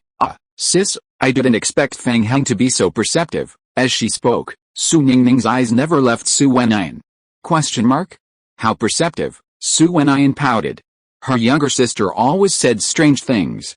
She herself had never been in a relationship, but when she worried about her, she acted like a relationship guru. I roll sis, you don't know, I was so worried for you guys in the movie theater, I mean, in the kind of atmosphere, with my sister, such a beautiful woman, right next to him. How could Fang Heng resist? Holy crap. What? You even went to the movie theater? Su Wenyan said incredulously, her eyes wide open. Su Ningning said righteously, of course, I have to think about your life's important matters. Oh, sis, don't say that. I have a question for you. Su Ningning suddenly leaned closer with a sly look on her face, her eyes full of mischievous smiles. Chapter 65 To disregard kinship is a heinous crime. Su Ningning suddenly leaned closer with a sly grin, her eyes gleaming with mischief. Hey, sis, don't talk about that. I have a question for you. What do you want to ask? Su Wenyan looked at Su Ningning warily, afraid she'd ask something she shouldn't. She knew her younger sister was always a blabbermouth. Anything could come out of her mouth. Did Fang Heng just kiss you? Not bad, you two are getting pretty fast, Su Ningning said teasingly, giving Su Wenyan a light pat on the shoulder. What, you little rascal, you even followed us back. Su Wenyan pretended to be angry and tried to pinch Su Ningning's ear, but Su Ningning dodged her. Who was following you? I got back early. That movie was incredibly boring, only people with partners could watch it, but I just saw you and him upstairs. You too, Su Ningning said with a sly grin, her index fingers occasionally touching. No, for some reason, even though nothing had happened, Su Wenyan's face involuntarily turned bright red when her sister brought it up. TCH, I saw it all. You were kissing, Before Su Ningning could finish speaking, Su Wenyan's mouth was covered with lightning speed. They were at home, not just the two sisters. If their parents heard this, the misunderstanding would be huge. Unfortunately, Su Wenyan was too late. Su Ningning had already spoken, and her parents had heard it. Almost simultaneously, Su Wenyan's parents appeared beside her, beaming as they asked, Wenyan, is what your sister said true? Fang Heng kissed you. Su Wenyan looked at her mother's happy smile. How can you be so happy to hear that your daughter was kissed? Your own daughter has been taken by someone else, and you can still laugh. No, sister, just tell the truth. I saw it all. When he brought you back, he just took a step forward, Su Ningning said, demonstrating the scene. However, her step was quite large. She was right in front of Su Wenyan, their lips almost touching. Su Wenyan was a little startled, but quickly calmed down. Nonsense. After saying that, she pretended to be aggressive and pushed Su Ningning away. But Su Ningning wasn't buying it, continuing her tirade. When I saw that scene, I thought, wow, Fang Heng's got some skills. He even knows the term goodbye kiss. Ha. It's not like that at all. From your angle, you can only see my back. You couldn't possibly have seen him kiss me. Oh, you couldn't have seen him kiss you. Su Ningning cleverly repeated Su Wenyan's words, looking smug, and then said, so he really did kiss you? You, it's not like that. Su Wenyan felt like she was going crazy, and no matter what she said, they didn't believe her, and it only made things worse. I have something to do. I'll go out first. Seizing the opportunity, Su Wenyan quickly ran out, leaving an excuse. Meanwhile, on the other side, as soon as Fang Heng got home, his mother, Shen Yulan, greeted him with a beaming smile. Oh my darling son, you're finally back. Let's see who dares say my son can't pick up girls this time. Ha, Shen Yulan said proudly. I just got back. Shouldn't she be asking me how my date went? How was the movie? Did she take her home? Why is she asking now? And what does this have to do with whether I can pick up girls? Countless question marks flashed through Fang Heng's mind. Mom, what are you talking about? I just met her once. Fang Heng said, sitting down on the sofa next to him. He was exhausted today. He picked up the tea on the table, about to drink it. That's right, my son kissed a girl on his first date. Kissed her. Hearing this, PFFT. Fang Heng couldn't help but spit out the tea he had just taken a sip. Fang Heng's eyes were filled with disbelief. He wiped the tea from his lips and asked, puzzled, Mom, what did you just say? Son, don't worry, Mom won't blame you for kissing a girl on your first date. What? Fang Heng's pupils dilated, and he jumped up from the sofa. Being accused of something he hadn't done was enough to make anyone lose their composure. Son, Mom is so proud of you, Shen Yulan said with a smile, giving Fang Heng a thumbs up at the end. Wait, Mom, what did you just say? I kissed her. Who did I kiss? Su Wenyan? Who said that? At this moment, Fang Heng wished he could immediately recount the entire date. I didn't even touch her hand. Normally, if Fang Heng had told Shen Yulan that he hadn't even touched the girl's hand on their date, she would definitely have been angry. But now it was different. Son, you don't need to hide it from your mother anymore. Wenan's mother already called and told me. What? Wenan's mother called you?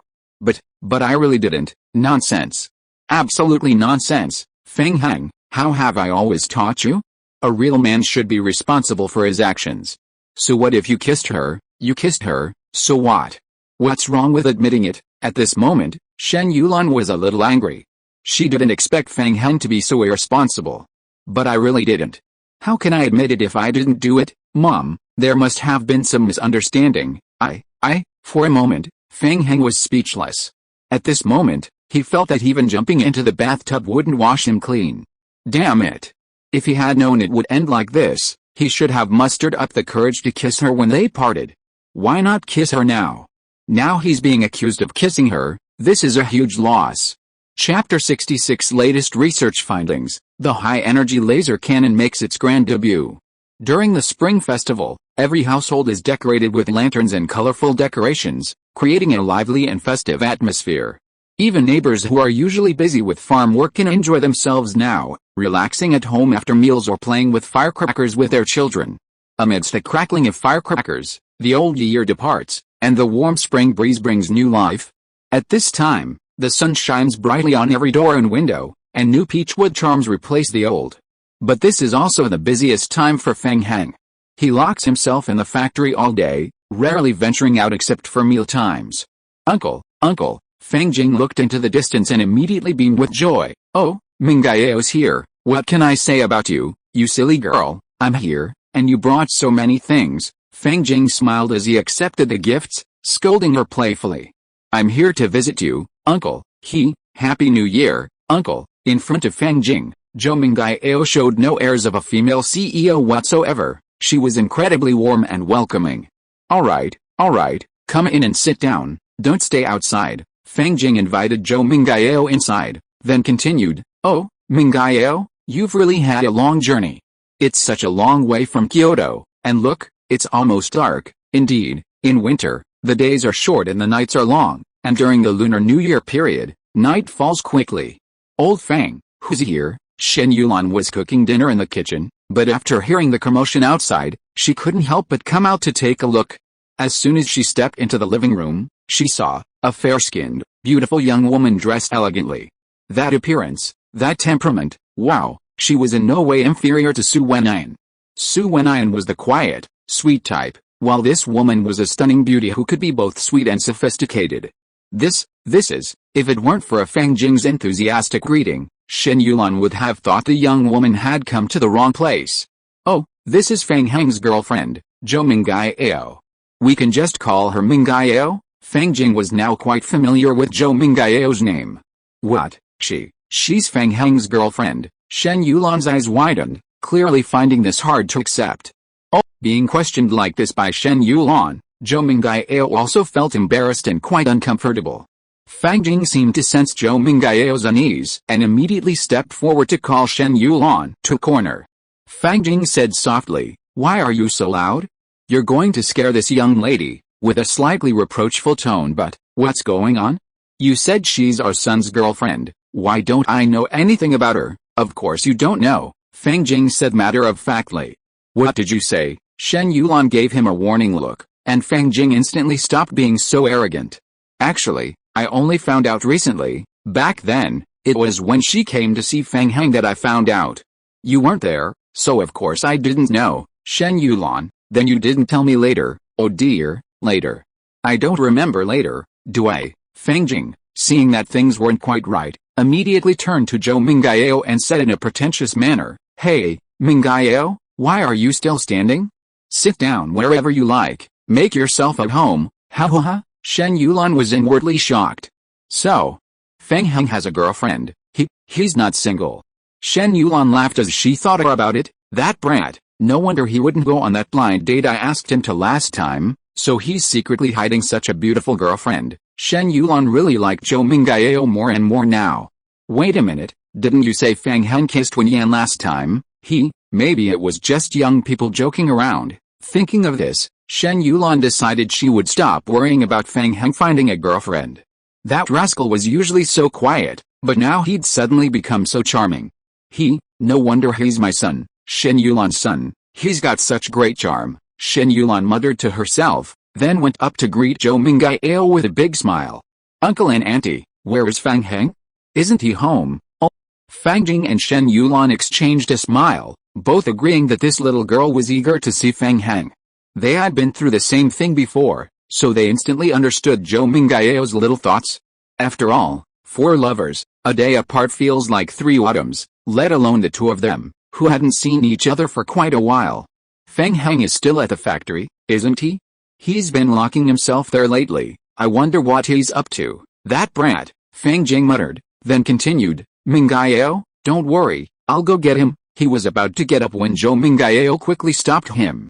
No, uncle, I can go find him myself, Fang Jing, then I'll take you there, Zhou Mingao, no need, uncle, it's not like I've never been here before, I know the way, I can go by myself, but, oh, uncle, no buts.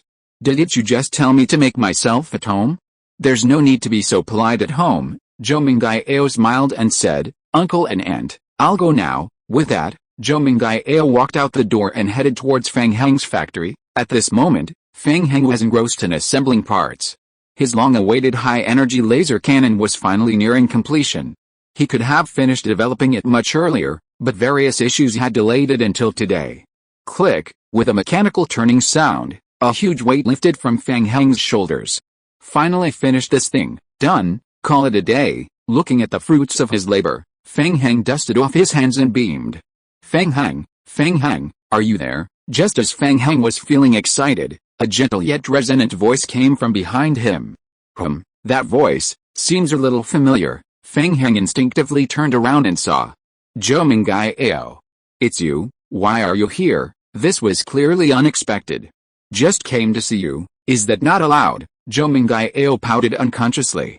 Chapter 67. While others flirt with girls by setting off fireworks, Fang Heng goes straight for a high-energy laser cannon. Zhou Mingao pouted unconsciously and said, can't I just come to see you? Fang Heng smiled. Actually, since the collaboration on the high-energy battery, their relationship had become much more amicable. With Lao Zhou's encouragement, although they still bickered often, there was no sign of anger between them. Hey, look what you've done again. You've made your head so dirty. Zhou Mingao looked at the smudges on Fang Heng's head and said with a look of disgust. What's dirty? This is a testament to my achievements, come and see, Fang Heng said as he leaned over. From Zhou Mingao's angle, she could see Fang Heng's workbench. Zhou Mingao was stunned on the spot, a hint of disbelief flashing in her eyes. On the workbench lay a 2-meter-long, silver-blue tube. Apart from the control panel, there were no other switches, but it gave off an infinitely futuristic feel. The futuristic, high-tech feel of the device perfectly complemented the surrounding simple, ugly factory buildings. This is, Zhou Mingao was stunned, her legs involuntarily taking a step forward. She walked forward until she reached the workbench. What kind of high-tech is this? If it were before, Zhou Mingao's first reaction might have been that Fang Heng had created a toy for a little kid. But after experiencing the previous 2 opportunities, Zhou Mingao didn't think what she saw before her was simple. Because Fang Heng himself was far from simple. Fang Heng, what kind of monster are you? It hasn't been long, and you've already created this again. Zhou Mingao strongly suppressed her shock, not letting herself speak. Looking at the 2-meter-long body of the thing, with a mouth the size of a palm in the middle, Zhou Mingao touched it and turned around, saying, this is a cannon. Fang Heng, what do you think it should be? I've seen them like this on TV, but why doesn't yours have a loading port? Zhou Mingao searched for a long time but couldn't find where the cannon loaded its shells. Since it's a cannon, there's no reason it should only have one ejection port. Could Fang Heng have made a mistake? But that shouldn't be the case. I didn't expect you to have such a good eye. Fang Heng smiled mischievously at Zhou Mingao. Actually, he didn't know why he could be completely relaxed when he was with Zhou Mingao, but he felt incredibly awkward and uncomfortable when he was with Su Wenyan a few days ago. Maybe it's because we often bicker. Fang Heng gave himself this excuse and didn't dwell on the issue too much. This isn't the kind of cannon you usually see. This is my latest invention, a high-energy laser cannon. Its full range can reach the moon. Most importantly, The laser damage point during its firing process is completely controllable. Fang Heng explained a whole bunch of things to Zhou Mingyao, but Zhou Mingyao seemed to only understand the first sentence. Oh, so this is a high-energy laser cannon. What's it for? What's its function? Can it burn like a high-energy battery? PFFT. Hearing Zhou Mingyao's reaction, Fang Heng almost fainted on the spot. So you didn't understand anything I just said. But even a high-energy laser cannon, it can't be without a source of energy. Source of energy? Fang Heng was stunned at first, then he understood what Zhou Mingyao wanted to ask. You mean this cannon doesn't have projectiles, doesn't have lasers, right? Yes, yes. Zhou Mingyao nodded quickly. This was the question that had been most confusing to her from beginning to end. No matter what kind of cannon you are, you still fire something, right? But if you don't even have a source of propulsion, what are you firing? What are you firing at? Fang Heng went to the workbench and gently pulled out a bunch of cables from underneath. There were 5 of them, each as thick as a thumb. Zhou Mingyao rolled her eyes after looking at what Fang Heng had pulled out and blurted out, "Do you think I'm an idiot? These are electrical wires." "That's right, these are electrical wires, but these aren't ordinary wires.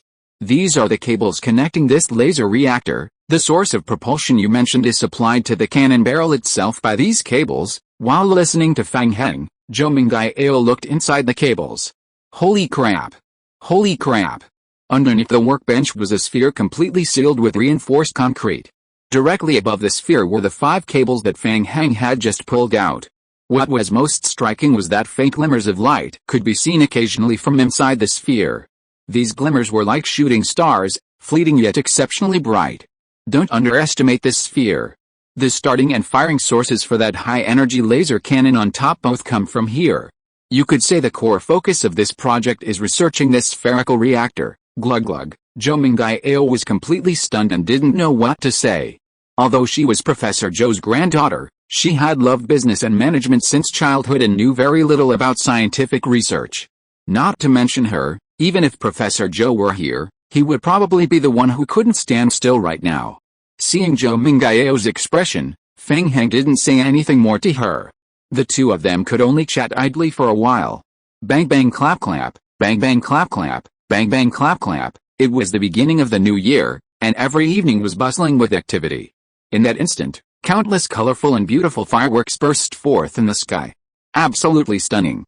Zhou Mingyao, looking out the factory window, exclaimed, "Oh, wow, this is so beautiful, so beautiful." At that moment, Zhou Mingyao's eyes were completely captivated by the fireworks display.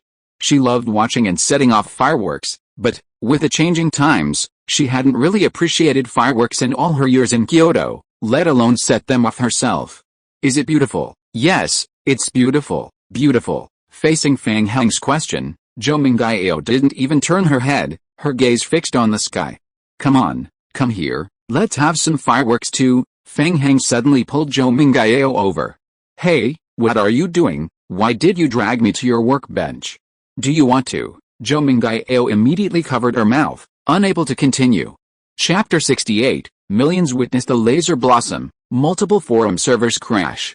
"Hey, what are you doing? Why did you drag me to your workbench? Do you want to?" Zhou Mingyao immediately covered her mouth, unable to continue. "What else could I be doing this late at night?" Fang Heng smiled and continued, "Of course, I'm setting off fireworks for you. Didn't you just say you haven't seen fireworks in a long time?" But the factory was filled with tools, and the surroundings were incredibly rudimentary. The interior was practically unobstructed, yet Zhou Mingyao couldn't find any fireworks. Just as Zhou Mingyao was completely baffled by Fang Heng's words, she suddenly saw his hand. "Hey, what are you doing? No. It's too dangerous." In a panic, Zhou Mingyao lunged forward to stop Fang Heng, but it was too late. As Fang Heng's finger left the touch screen, hiss, a whooshing sound instantly echoed from the high-energy laser cannon's barrel. Then, a laser beam shot into the sky, soaring 90,000 miles high. Wherever it passed, light filled the air, as bright as day. In an instant, the laser and the fireworks in the sky met, and compared to each other, the fireworks paled in comparison. The laser's light intensified, rising higher and higher, as if shooting straight towards the heavens. Hiss. Whoosh. Seeing this, Zhou Mingyao was completely stunned. She had never seen such a beautiful sight before. The laser streaked across the sky like a meteor, but brighter and more dazzling than a meteor. Oh my god, so beautiful. At this moment, Zhou Mingyao seemed to have forgotten that this was the effect of a high-energy laser cannon firing, and her previous fear of the laser's danger had completely vanished. There was only intoxication. A minute later, Weibo, Douyin, Zhihu, and Baidu were all bombarded with news. The top trending topic, unidentified flying object appears in the sky, turning the area it passes into daylight. At this moment, Fang Heng slapped his thigh. Oh no, Fang Heng's voice snapped Zhou Mingyao out of her reverie. What's wrong? We're doomed. I forgot to adjust the parameters. What do you mean? What do you mean by adjusting the parameters? Zhou Mingyao was confused by Fang Heng's words. Didn't I just tell you? This laser cannon's maximum range can reach the moon, and its explosive power. Before Fang Heng could finish speaking, Zhou Mingyao screamed. What, then doesn't it mean? Zhou Mingyao's eyes widened, her pupils dilating to their maximum. She had a very bad feeling.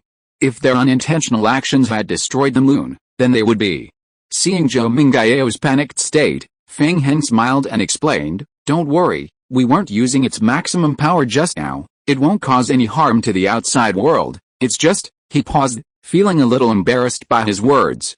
But what? Zhou Mingyao swallowed hard and quickly stepped forward to ask. But the brightness was just too great, not many people could see it. The laser meteor is probably trending on social media right now, indeed, as Fang Heng said. When netizens discovered this, they immediately started gossiping on various platforms. Holy crap, did you guys see that?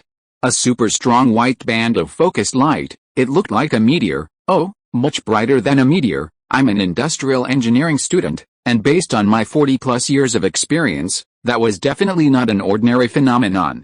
It's very likely the residual light left by some kind of high-tech flying object, flying at high speed through the air, hiss. If that's the case, holy crap, do you think it might be an alien invasion? Oh my god, no way, it's the new year, aliens aren't just wandering around, are they? Upstairs, who said it was wandering around? What if it came to attack you? On the internet, opinions were divided, and no one could give a definitive answer. However, the news's popularity continued to climb. I feel like that's remnants from a rocket launch. Look where the light disappeared right at the horizon. Wait a minute, I just checked, and there aren't any rocket launch plans here, not even on the entire planet Earth. Please, who said only rockets can leave behind trails of light? Analogy, where's your analogy thinking? Hiss. Could this be a test of the Dongfang 208? Serious face, but I don't think that flame is from a Dongfang Express. It feels more like some kind of artillery shell or, as time went on, more and more netizens were using various platforms to follow the story. The number of online users on Zhihu alone had already exceeded 3 times its highest annual online user record. And clever netizens were switching between various forums, needing to get the latest first-hand news. Hey, Mr. Wang, you guys need to bring your team back quickly, tell them to come back, the platform is crashing, it's crashing. The CEO of Weibo was frantically calling the head of the technical department. Damn, this was the first time he'd encountered such a situation in all his years running Weibo. Boss, what's going on? Everyone's celebrating the new year, and I'm with my daughter right now. Wang, a senior tech expert at the P10 level, was clearly unhappy to be suddenly summoned by his boss. Oh dear, Wang, I know you're on vacation, but the situation is dire. Our Weibo platform has crashed, and many servers in the server room are down. The Weibo CEO himself couldn't solve these kinds of technical problems, so he desperately wanted Wang back immediately. Holy crap, what happened? Upon hearing this, Wang's professional ethics kicked in. He'd been maintaining this project all along. But then he thought, impossible. Our team specifically tested it before coming back. The server can handle far more traffic than the daily number of online users. Even during the Chinese New Year, the server shouldn't crash. Oh, Mr. Wang, I'm begging you. It's hard to explain now. Please bring the team back quickly. If you don't believe me, check your phone yourself. The Weibo CEO didn't know how to convince Mr. Wang. He was already on the verge of tears. If this continued, his position as CEO was definitely in jeopardy. Hearing the CEO's words, Mr. Wang immediately pulled out his phone. Holy crap, a blank screen, what the hell? 404. If you are listening to this novel on a channel other than Fanfic World, it means it was downloaded and re-uploaded without effort. We warmly invite you to visit our channel, Fanfic World. There you will find the original version of this story and many other novels of various genres. We look forward to seeing you dive into a world of incredible novels. Chapter 69, The entire internet crashes. The research team discovers the location of the laser. Similar situations to those on Weibo are playing out on other platforms as well. On Zhehu, noisy, all you do all day is argue. If it weren't for you guys, I would have already left work. I really don't know what's so interesting about it. It's just a white light. Why are you making such a fuss? Making a fuss, exactly. You made us come all this way. You guys are okay. I've been working overtime all day, still working now. I'm scared. Ugh, the life of a programmer. In a Zhehu studio, a team is pounding on their keyboards, cursing and swearing. They occasionally use profanity to express their dissatisfaction with their work. On a certain website, things are already in complete chaos. La Y, are you okay? Hey, La Y, wake up, quick, call a car. La Y on the website has been working non-stop all day. Because the team is small, most of the project work has been assigned to him. But, just now, while maintaining the project, La Y suddenly collapsed. Luckily, it was only a brief fainting spell, but it was enough to scare people. Also, right now, even busier than the online forums is the Kyushu Defense Control Center. How is it going? Have you captured the target? Sujian asked the technician with a serious expression, his words full of tension and urgency. This was the first time such a light source had appeared on Kyushu. Not only was its extension speed fast, but its light intensity was also extremely high. The technician's face was a little grim, and he shook his head, saying, "No, the speed of that light is too fast. It's definitely not an ordinary light source." "What do you mean?" The technician continued to explain to Sujian. "If it were an ordinary light source, the speed of the light produced by friction caused by an object flying through the air at high speed would be the same as that of an ordinary light source. We are completely confident in capturing ordinary light sources, but that beam of light just now was clearly not like that. Its energy was very strong, and its speed was extremely fast. Or what?" Hearing the technician hesitate, Sujian immediately perked up and quickly asked back. "Or perhaps our radar failed to detect it accurately." Boom. Although the technician hadn't finished speaking, Sujian already understood the implication. If the radar really had a problem, then the entity of that light source must have used some kind of stealth technique, and this technique must be very, very advanced. It might even be beyond the current level of human civilization. Because current radar is already very advanced, even the best stealth technology humans use can only evade radar from a distance. Once it appears, it will be detected by radar immediately at close range. But now, holy crap, could it really be aliens? Sujian, of course, knew that as the captain of the security team, he shouldn't think like this, but besides this, he couldn't think of any better explanation. Sujian hurriedly asked, "Then, can we still detect where it is now?" "No, it disappeared a few minutes ago. It only appeared for 21 seconds, disappeared. Hundreds of millions of people across the country saw it, and now you're telling me it disappeared." Sujian couldn't hold back his temper for a moment. Unidentified objects are absolutely not allowed to fly over our skies. Whatever it is, even if it's aliens. We have to find it. All the technicians present looked troubled and silently lowered their heads, clearly at a loss. Captain, don't be angry." Kinming had just entered when he heard Sujian getting angry and quickly went to comfort him. "The light source has disappeared now. There's no use in getting angry. Let's investigate slowly." Sujian, investigate slowly? We don't even know if it's friend or foe. What if? Kinming, Captain, don't worry. Although we can't locate it now, but, at this point, Kinming turned to old Joe, who had come with him, and said, "Professor Joe, what do you think about this?" Old Joe was silent for a moment, then suddenly turned to the technicians behind him and said, "Can we find its initial launch location?" "Yes, we can." The technicians didn't hesitate at all and immediately started retrieving the data as Professor Joe had instructed. Found it. The light source initially came from Jiangling, but the exact location is uncertain. Jiangling? Why does this place name sound so familiar? Sujian frowned, thinking back as he muttered to himself. "I think I remember it. I think I went there sometime. Oh, I remember now, Fang Heng, Fang Heng. Fang Heng is in Jiangling. Qin Ming suddenly remembered Fang Heng and exclaimed with immense joy. Holy crap! It turns out. Could this commotion have been caused by him? Su Jian and Qin Ming both looked at Lao Zhou in disbelief. After all, Lao Zhou was quite familiar with Fang Heng. Usually, it was the professors who had more contact with Fang Heng, so if they didn't know, then no one else would. Don't look at me like that. I don't know what's going on either. For some reason, Lao Zhou suddenly felt inexplicably uncomfortable being stared at by Su Jian and Qin Ming. Okay, I'll call him and ask, so everyone won't worry. With that, old Zhou took out his phone and dialed Fang Heng's number. Hey, old Zhou, what brings you here calling me? Before old Zhou could even speak, he heard another familiar voice on the other end of the line. Zhou Mingyao, who called you? Your grandpa, old Zhou, PFFT. PFFT, old Zhou's legs went weak. His granddaughter was actually next to Fang Heng. Old Zhou remembered that Zhou Mingyao had told him this morning that she was going to handle some company business. How did she end up at Fang Heng's house? But old Zhou suppressed his curiosity and prioritized the bigger picture. Fang Heng, did you do anything strange just now, or did you launch something? Chapter 70. You're not trying to say this is an alien UFO, are you?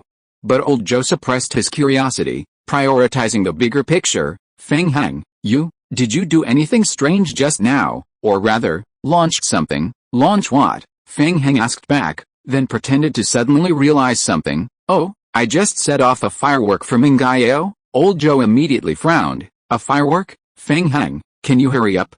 I'm so hungry. Zhou Mingyao had traveled all the way from Kyoto today and hadn't eaten yet. She was incredibly hungry. What's the rush? Take your time, Fang Heng replied to Zhou Mingyao, then continued to old Zhou, but these fireworks aren't ordinary fireworks, they're made with high-energy lasers.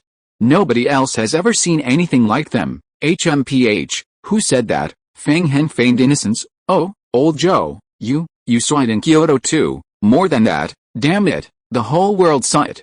Why are you always so easily startled? Fang Heng, old Zhou's tone became serious. You almost scared my heart out. If we hadn't confirmed it was you, old Su might have been searching the entire prefecture tonight. Hearing this, Fang Heng could only laugh awkwardly. He really hadn't expected it to be this serious. He just wanted to set off some fireworks for Zhou Mingyao. What bad intentions could he possibly have? My goodness, Fang Heng, if you're ever going to set off fireworks or do any experiments again, could you at least tell me beforehand? This is making such a racket. Okay, I'll definitely tell you in advance next time. This time, your granddaughter was here, and I was just trying to get her to, let go of me. Why are you twisting my ear? Fang Heng, what's wrong? Old Zhou and Su Jian exchanged bewildered glances, completely clueless about what had happened to Fang Heng. Who are you trying to fool? Hello, Fang Heng. And just like that, the call between old Zhou and Fang Heng ended abruptly. Old Zhou chuckled awkwardly. Captain Su, it's nothing. Fang Heng said that's what he set off. He said it was for Mingyao. What? Fireworks? Good heavens, this guy is truly unprecedented. Using something like that to flirt with girls. Professor Zhou, won't you stay a little longer? You've only just arrived and you're already leaving. Seeing old Zhou's hurried departure, Su Jian politely tried to persuade him to stay.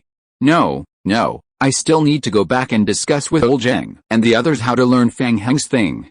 I'll come and set off some fireworks for you then. Old Zhou chuckled comically and disappeared from Su Jian's side in a short while.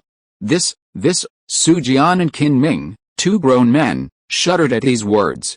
Fang Heng's laser cannon had a range reaching the moon, and of course, it wasn't just the people of Kyushu who could see it. Actually, while the people of Kyushu were discussing what it was, certain countries outside were also in a state of panic. In the mysterious kingdom, in a secret control room, a group of technicians were urgently recalled. Yes, they were all researching and investigating what the white light band that had suddenly appeared in Kyushu was. Hurry up, you guys. The boss is waiting. Haven't you eaten? You're typing so slowly. Fuck, hurry up. I need the results in 5 minutes, or you're all fired. Seeing the boss of the Mi Kingdom frowning deeply, his face contorted with anger. his stubble turning red and purple. The boss's secretary immediately and tactfully tried to curry favor with him. Fuck, why the hell are you shouting like that? I'm still here, fuck. If you scare them, are you going to investigate? The Mech Kingdom boss was already about to explode, but who the hell expected his secretary to steal his lines and berate all the technical staff? Now he didn't know what to say. If he didn't, his anger was piling up inside him. Fuck. Left with no other option, the Mech Kingdom boss could only lash out at his secretary. Is it you? Is it you coming? Can you? The secretary was so aggrieved. Boss, HMPH, what do you mean you? Shut up, The secretary wanted to continue explaining, but immediately shut her mouth after hearing this. HMPH, the boss of the Mech Kingdom turned around. Fuck, 5 minutes have passed, what's your result? What's the result? He slammed his hand heavily on the table and asked. PFFT. PFFT. What? Boss, didn't you just say we shouldn't scare them? But what are you doing now? You're scarier than I was just now. Reporting, boss, our radar has lost tracking information of the white light. Yes, the white light source has completely disappeared. Several technicians stood up and reported cautiously. What? Vanished? It almost lit up half of Kyushu just now, and you're telling me it's vanished? Vanished into thin air? Can it fly? The technician stared blankly. It really can fly. PFFT. PFFT. Hearing this, even the secretary couldn't help but laugh. This boss's talk was truly ridiculous. It was spotted in the sky, and it can fly? Can it crawl? Fuck, anyway, it just vanished into thin air. How do you explain that? Don't tell me it's an alien UFO. Lately, the head of the Mecha Kingdom hasn't had a single good night's sleep. First, the mecha caused an uproar, then the high-energy battery stirred up the stock market, and now this unknown thing. Damn it, is this ever going to end? Huff, what's the reaction from Kyushu?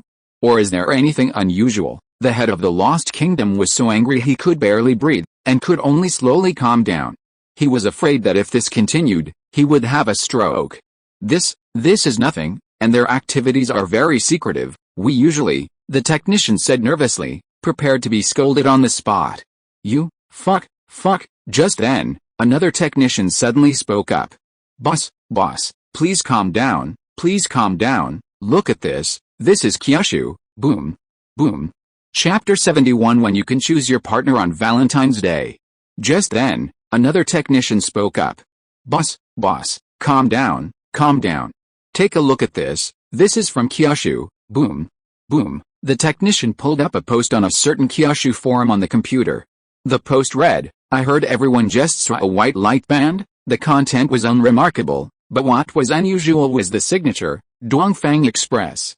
This post immediately attracted a lot of attention, and comments were already flying everywhere. Hiss.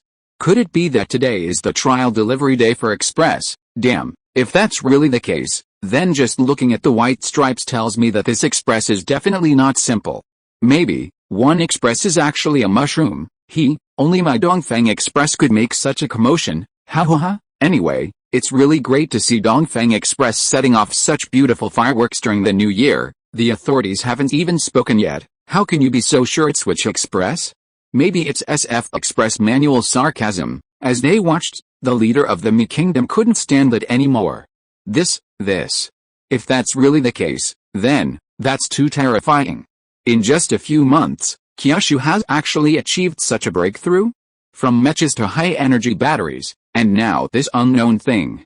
What kind of extraordinary encounter did Kyushu have? How come there are so many inventions this year? The key point is that these are all things that the Lost Kingdom doesn't have, things they've never even seen before. Not just in the Lost Kingdom, but across the entire Blue Star. Investigate, you must investigate, we must find out what this is. We must find out what they invented, otherwise we will no longer be great. Yes, we'll arrange it right away. As the Lost Kingdom leader's words rang out, his men immediately sprang into action. The same scene was playing out in many other countries, and in some smaller countries. Wheat Kingdom, in the conference room. Sir, the white light band that just appeared over Kyushu is very likely some kind of high-speed flying object. It could also be some kind of advanced equipment they're testing. Then with equipment this advanced, wouldn't they Seeing his two subordinates speaking somewhat tremblingly, and only half-finished sentences, the gentleman from Wheat Kingdom immediately understood their unspoken meaning. He simply waved his hand. Don't worry, Kyushu is very friendly. They might be conducting a scientific experiment, we don't need to worry about that at all. But, the man from the wheat country replied domineeringly, there are no buts. I believe in Kyushu, and you must believe in Kyushu too. Other small countries were also holding meetings. I just spoke with Kyushu a few days ago, and we had a very pleasant conversation. It's alright, we're good friends with Kyushu. Of course, the internal meetings of each country were unknown to others, and Fang Heng was even less aware of them. He was basically enjoying the New Year holiday, eating, playing games, and doing whatever he wanted. And Zhou. She originally planned to go back the next day, but Fang Heng's mother told her, don't go back to your parents' home on the third day of the new year, don't go anywhere. Zhou thought, maybe she could stay one more day and go back on the fourth day. Then Shen Yulan said, we're having a big feast at home on the fourth day of the Lunar New Year, Mingao, you absolutely have to stay, the fifth day, the sixth day, all the way up to the 14th, Zhou Mingao was still staying at Fang Heng's house. That morning, Shen Yulan found Fang Heng and Zhou Mingao. Mingao, you've been at our house for so long, and you haven't gone out much? Today, I'll have Fang Heng take you out to play. A new amusement park just opened in the city, perfect for you young people to go play. Zhou Mingao seemed a little hesitant, but auntie, I haven't had it in so long. Oh, it's alright, just one day. You need to rest and relax after the new year. Rest and relax. Zhou Mingao had heard this reason many times during this period. Suddenly, Fang Heng readily agreed, sure, Mom, I'll go out with Mingao after breakfast. You? Zhou Mingao's pupils dilated, and she pinched Fang Heng hard. It was as if she was saying, how could you agree to that? But Fang Heng acted as if he hadn't seen her. Okay, I'll make breakfast right away. After saying that, Shen Yulan happily went to prepare breakfast. Fang Heng, why did you agree for me? Zhou Mingao questioned Fang Heng fiercely. You've lived here for so long, don't you know my mother? Zhou Mingao was a little confused. Don't forget your status as a resident here. Fang Heng revealed a mischievous smile, looking Zhou Mingao up and down. Suddenly, Zhou Mingao blushed. She used to be aloof and arrogant, but for some reason, ever since she met Fang Heng, she blushed much more frequently. Let me tell you a secret, Fang Heng whispered in Zhou Mingao's ear. Even though it was a soft whisper, his warm breath tickled Zhou Mingao's neck, making her want to scratch. Today is Valentine's Day, Fang Heng. By the time Zhou Mingao reacted, Fang Heng had already run far away. Watching Fang Heng's retreating figure, Zhou Mingao's mind kept replaying his words. Today is Valentine's Day, so going out with him today would mean. Ouch! Zhou Mingao quickly covered her ears. Although shy and unwilling to admit it, after breakfast, Zhou Mingao obediently went out with Fang Heng. No sooner had they left than another person arrived at Fang Heng's house. This person was also a stunning beauty. Her fair skin, her alluring curves, and the addition of stockings made her utterly irresistible. Auntie, are you home? Auntie, Oh my, Wenyan, what brings you here? The person who arrived was none other than Su Wenyan, the one who had gone on a blind date with Fang Heng. Chapter 72 Fang Heng's backyard is about to be on fire.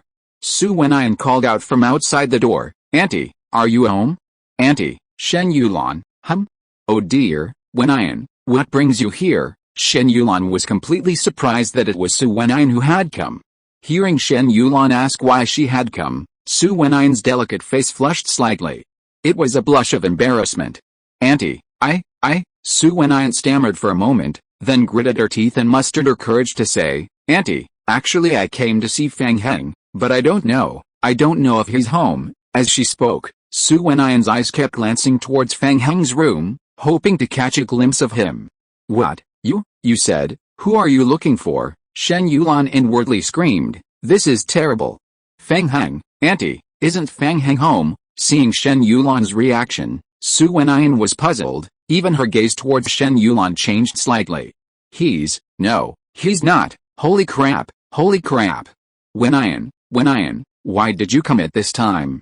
I just arranged for Fang Heng and Ming Yao to go on a date. Today is Valentine's Day, the most beloved day for young people. Shen Yulan was a little flustered, torn between two options. What should I do, Wen? How were you arranged for Fang Heng? Ming Yao? Fang Heng dated her himself, but Wen and Ming Yao are both very good. Not only are they beautiful and have great figures, but they are also educated and capable. How am I supposed to choose? Auntie, seeing Shen Yulan suddenly fall silent, Su Wenyan asked with great concern, Auntie, are you alright? What's wrong, Auntie? Oh, it's nothing. Shen Yulan tried to calm herself down. Although she didn't know who to choose between Su Wenyan and Zhou Mingyao, she believed her son would make a choice. Her only task now was to handle the current situation. Otherwise, if Su Wenyan found out that Fang Heng was spending Valentine's Day with another girl, she might slap him. If things got out of hand, Fang Heng would be in a terrible situation. Wenyan, what bad luck, Fang Heng isn't home today. Before Shen Yulan could finish speaking, Su Wenyan interrupted anxiously. Then, where did he go? Her eyes were full of concern, as if she would rush there immediately if she knew Fang Heng's location. He went to the amusement park. Just as she was about to speak, Shen Yulan suddenly realized something was wrong. Su Wenyan's expression was too serious. She absolutely couldn't tell her Fang Heng's real location, otherwise, she would come looking for him. Oh dear, Wenyan and Ming Yao might very well start fighting on the spot. Amusement park? What amusement park? Su Wenyan felt completely confused, not quite understanding what Shen Yulan was saying. But looking at Shen Yulan's hesitant manner, she felt something was off, but as for what was off, she couldn't quite put her finger on it. He went out wandering around. He left early, saying he was going to meet up with friends. That brat, he really slipped away without saying where he was going. Wenyan, if Auntie had known you were coming today, I definitely wouldn't have let Fang Heng go out. Next time you come, you must tell Auntie in advance. But this time, Shen Yulan looked at Su Wenyan with an inscrutable expression, the unspoken message being, next time you come, tell me in advance, and I'll keep Fang Heng at home for you. But this time, Fang Heng has already gone on a date with Ming Yao, so don't bother him. Alright, Auntie, since Fang Heng isn't here, I'll go back now. Hearing Shen Yulan say this, Su Wenyan was indeed quite disappointed. She hadn't planned to go out today, but her younger sister, Su Ningning, kept urging her, saying it was Valentine's Day, the day when couples are most likely to rekindle their romance. Wenyan, you just got here, why are you leaving again? Fang Heng isn't here, but Auntie is. Come in and sit for a while, Shen Yulan said very politely. Okay, never mind, let's do it another day, Auntie, I'll go back now, PFFT. Su Wenyan had no idea that when she said okay, a million thoughts flashed through Shen Yulan's mind. Upon hearing the first part of her sentence, Shen Yulan's true thoughts were, how can you be so inconsiderate? Did you realize I was just being polite? It was just to save face, how could you take it so seriously? What should we do? If she sits here for a while, what if Fang Heng and Meng Yao suddenly come back? Would that expose everything? No, oh dear, it's all my fault. Why did I have to suggest she come in and sit? In just a few milliseconds, countless thoughts flashed through Shen Yulan's mind. Fortunately, just when Shen Yulan didn't know what to do next, Su Wenyan suddenly changed her mind. This time, Shen Yulan didn't dare to be polite anymore. She was afraid that if she said that again, Wenyan would really stay. Alright then, Wenyan, you should go back now, go.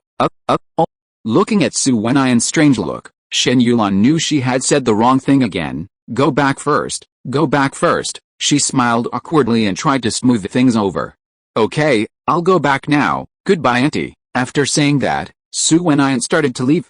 Watching Su Wenyan's figure gradually disappear into the distance, and confirming that she wouldn't turn back, Shen Yulan finally breathed a sigh of relief. Phew, that was so close, so very close. Who could have imagined that little brat would suddenly show up? But it's alright, if she had come any earlier, she would have run into Fang Heng and Meng Yao. If that had happened, the situation would have been even more difficult to control. Shen Yulan smiled. Son, you have to step up your game. Mom even lied to her best friend's daughter for you, you can't be so pathetic. Wait, just as Shen Yulan was secretly pleased, she suddenly remembered something, and her whole demeanor became incredibly serious.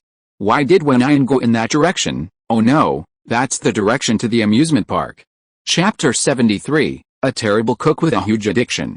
Meanwhile, Fang Heng and Zhou Mingyao had already wandered around the amusement park several times, but they still hadn't found any activities Zhou Mingyao liked. Fang Heng shook his head, saying, "Sure enough, strong women are no ordinary people. What other girls enjoy is childish to Zhou Mingyao. What other girls do, like running with their boyfriends or playing games, is boring to her. Oh my goodness, we've been to this amusement park 3 times already. What do you want to play?" Fang Heng asked breathlessly, his hands on his thighs. "If you want to play something, you can just tell me. I know this area well and can take you there." Zhou Mingyao was also helpless. I don't know either, but don't you feel that these things are really childish and boring? Anything more exciting?" Zhou Mingyao looked at Fang Heng expectantly, as if she had suddenly become interested. You want to play something exciting? Yes, Zhou Mingyao nodded vigorously. "That roller coaster and Ferris wheel over there were thrilling enough, but you still said they were childish." Zhou Mingyao hesitated, "But they really were childish, okay? Look how many little kids went on them, and you still say they weren't childish." When arguing with Fang Heng, Zhou Mingyao never seemed to back down. PFFT, what kind of twisted logic is that? All things little kids play are childish. Fang Heng rolled his eyes at Zhou Mingyao. This woman was really hard to please.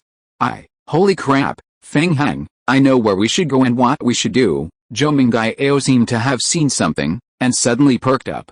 What should we do? Seeing Zhou Mingyao's sudden outburst, Fang Heng was quite curious. What kind of activity could possibly catch the eye of such a picky woman? But Zhou Mingyao didn't answer Fang Heng's question. Instead, she grabbed his hand and dragged him away. A short while later, Fang Heng and Zhou Mingyao appeared in front of a haunted house. This haunted house was an activity at the amusement park, specifically designed for adventurous and daring people. Haunted, as the name suggests, it was definitely thrilling and terrifying. You said you wanted to play this, isn't it? This? Fang Heng stared at Zhou Mingyao in disbelief, his eyes wide, as if he had heard something utterly unbelievable. "Yeah, this should be really thrilling, right?" Fang Heng retorted directly. "It is thrilling, but shouldn't you think it's too childish? Why aren't you playing by the rules?" A little hood with a big question mark. Let me tell you, no little kid would dare to play this. Besides, the activities inside are all unknown. The description says it's randomly triggered, which is way more fun than roller coasters or Ferris wheels. Zhou Mingyao looked like she knew everything, confidently telling Fang Heng, "Come on, let's get ready." As she spoke, Zhou Mingyao pulled Fang Heng inside. Wait, what's the rush? Wait a minute. Fang Heng abruptly shook off Zhou Mingyao's hand. "Let me warn you beforehand, this is really scary in here. Don't get scared and cry. If you get scared and cry, the people around will think I'm bullying you." Hearing this, Zhou Mingyao not only didn't admit it, but instead wanted to provoke Fang Heng, using reverse psychology. "Oh, don't worry, Zhou Mingyao, have never been afraid of this kind of thing. Are you the one who's scared?" "Why would I be scared?" Fang Heng smiled. He'd done plenty of these kinds of activities and was never afraid. Since Zhou Mingyao dared to provoke him, Fang Heng naturally had to show his manly abilities and charisma.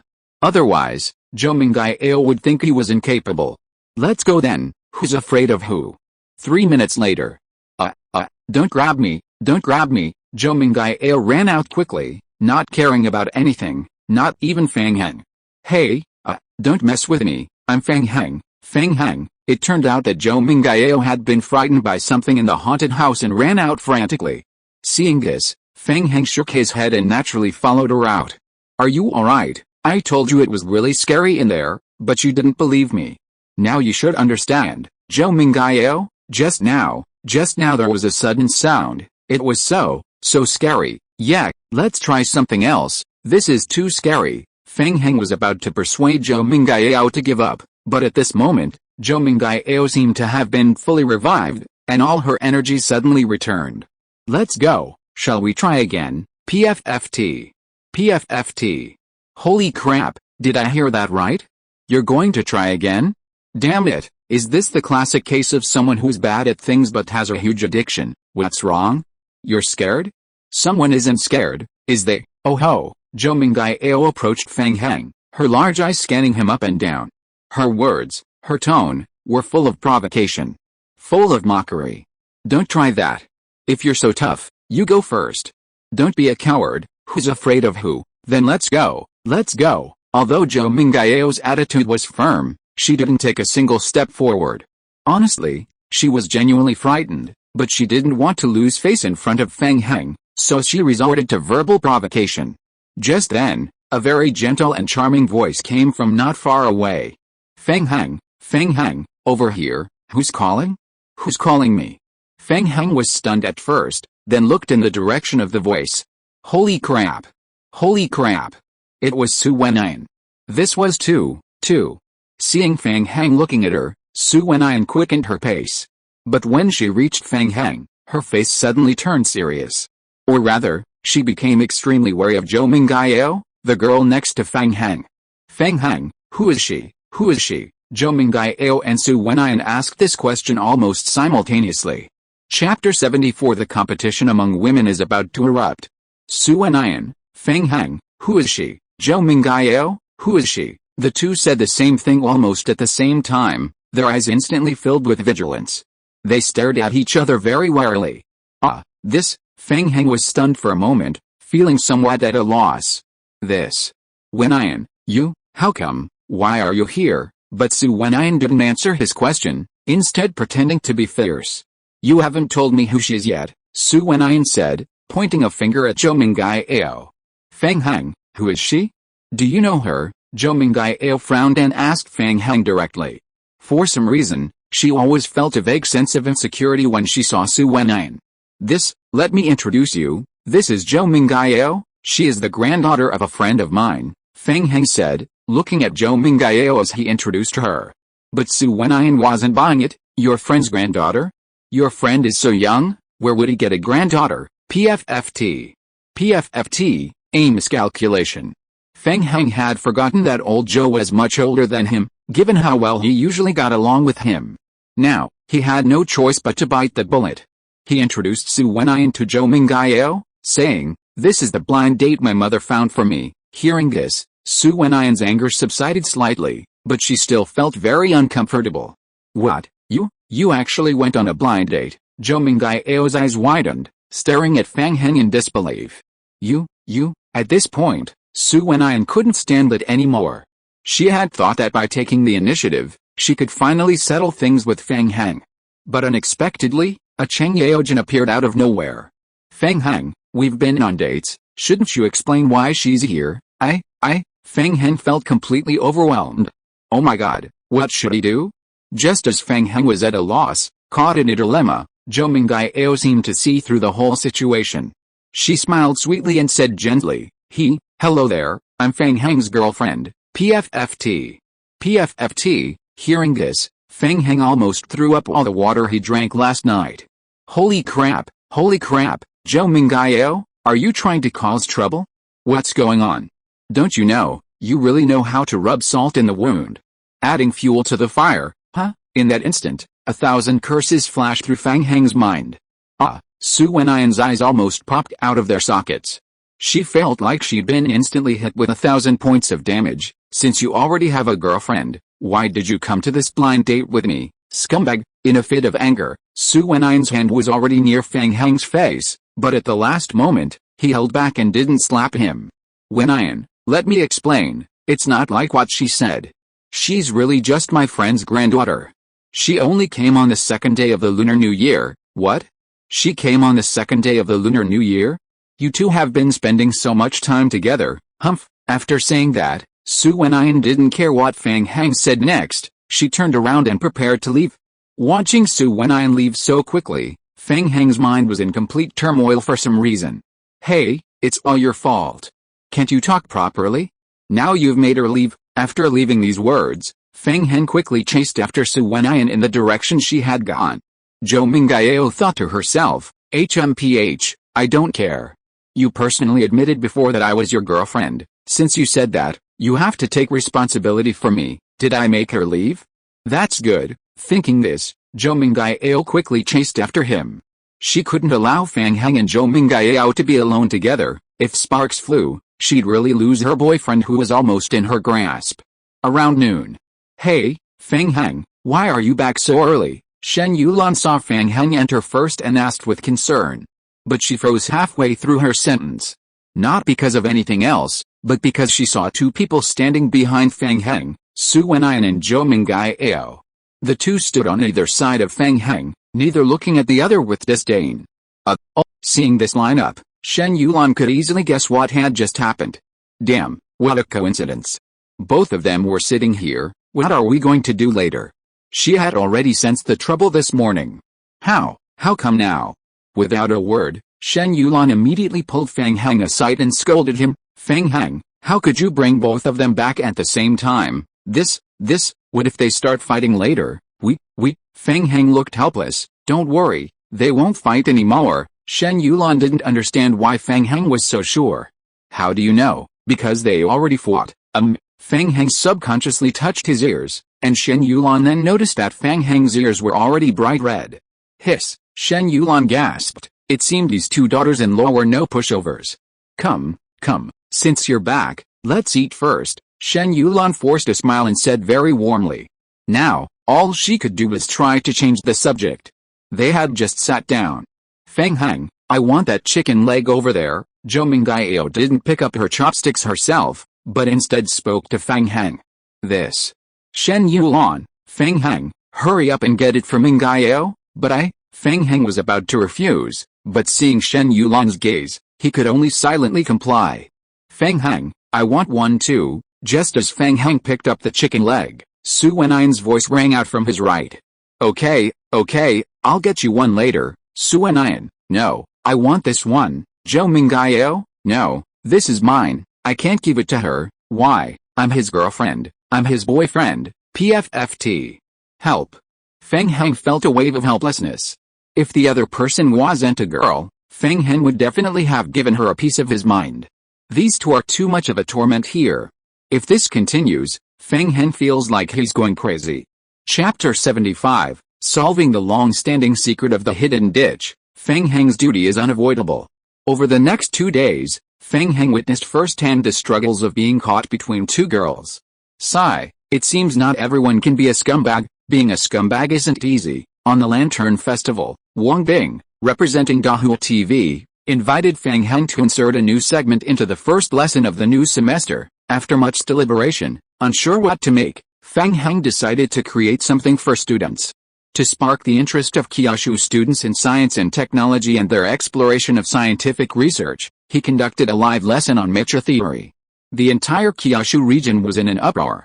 Not only students, but also people from all walks of life who supported Kyushu were eager to try it out.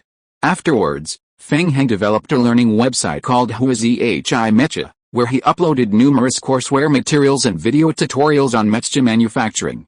Eligible Kyushu residents could apply for an account from the administrator to access the website for in-depth online learning. However, the materials could not be downloaded or shared. Because the data inside was extremely important, the distribution to each account was extremely strict. Fang Heng had originally intended to organize the relevant digital data on the high-energy laser cannon as well, but just then, he received a call from Lao Zhou and the others. From their tone on the phone, Fang Heng could tell that Lao Zhou and the others were currently facing a very thorny problem. So without any hesitation, Fang Heng immediately set off for Kyoto. Kyoto, a secret meeting room. As soon as Fang Heng entered the meeting room, he found Lao Zhou, Zheng Guojian, and the others all present. They seemed to be waiting for his arrival. This, Lao Zhou? Lao Zheng, what are you doing? Are you welcoming me? Fang Heng smiled and said jokingly. Even if you miss me, it wouldn't be this serious. Haha, ha. Young friend Fang Heng, you really know how to joke. Zheng Guojian forced a smile and said to Fang Heng in a very open-minded manner.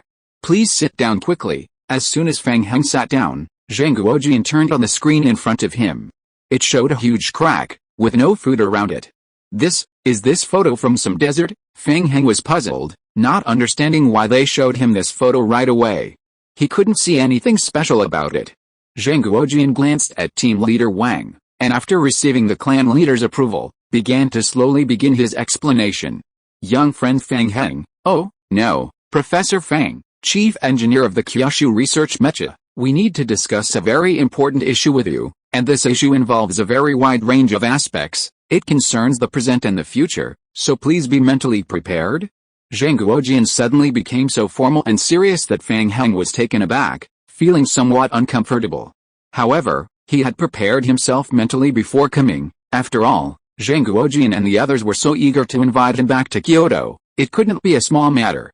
Alright, old Zhang, just say what you need to say. Having said all that, Fang Heng had no time for jokes and became serious. Zhang Guojian's face was serious. The image displayed on the screen isn't an ordinary desert fissure, but an underwater trench. About several decades ago, one day, our researchers suddenly detected an anomaly on the seabed. First, there was a violent tremor, followed by a burst of powerful radioactive elements. At first, when we collected the data, we thought it was just a normal geological evolution, but we quickly realized we were wrong. A few days later, the same phenomenon occurred again in the same place, only this time the tremors were more intense, and the radioactive elements were more abundant and stronger. Zhang Guojian paused, took a breath, and continued, at that time, we suspected it, so we set up a special investigation team and discovered that the trench could extend indefinitely. We also detected many substances that don't exist on Earth.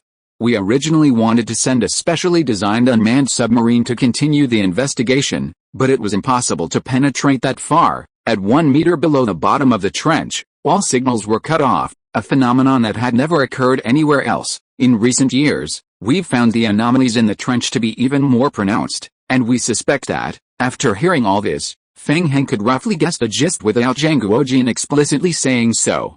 He frowned and said, based on what you just said, old Zhang, the other side of the ditch is very likely another world, and the anomaly in the ditch is very likely due to the influence of the anomaly on the other side. Hiss. After hearing Fang Heng's analysis, old Zhou gasped on the spot. Even you, young friend Fang Heng, share the same view as old Zhang. But other worlds, aren't those only in science fiction novels? That's too science fiction, and, old Zhou originally wanted to deny this, but he found that he couldn't find a reason to explain the anomaly.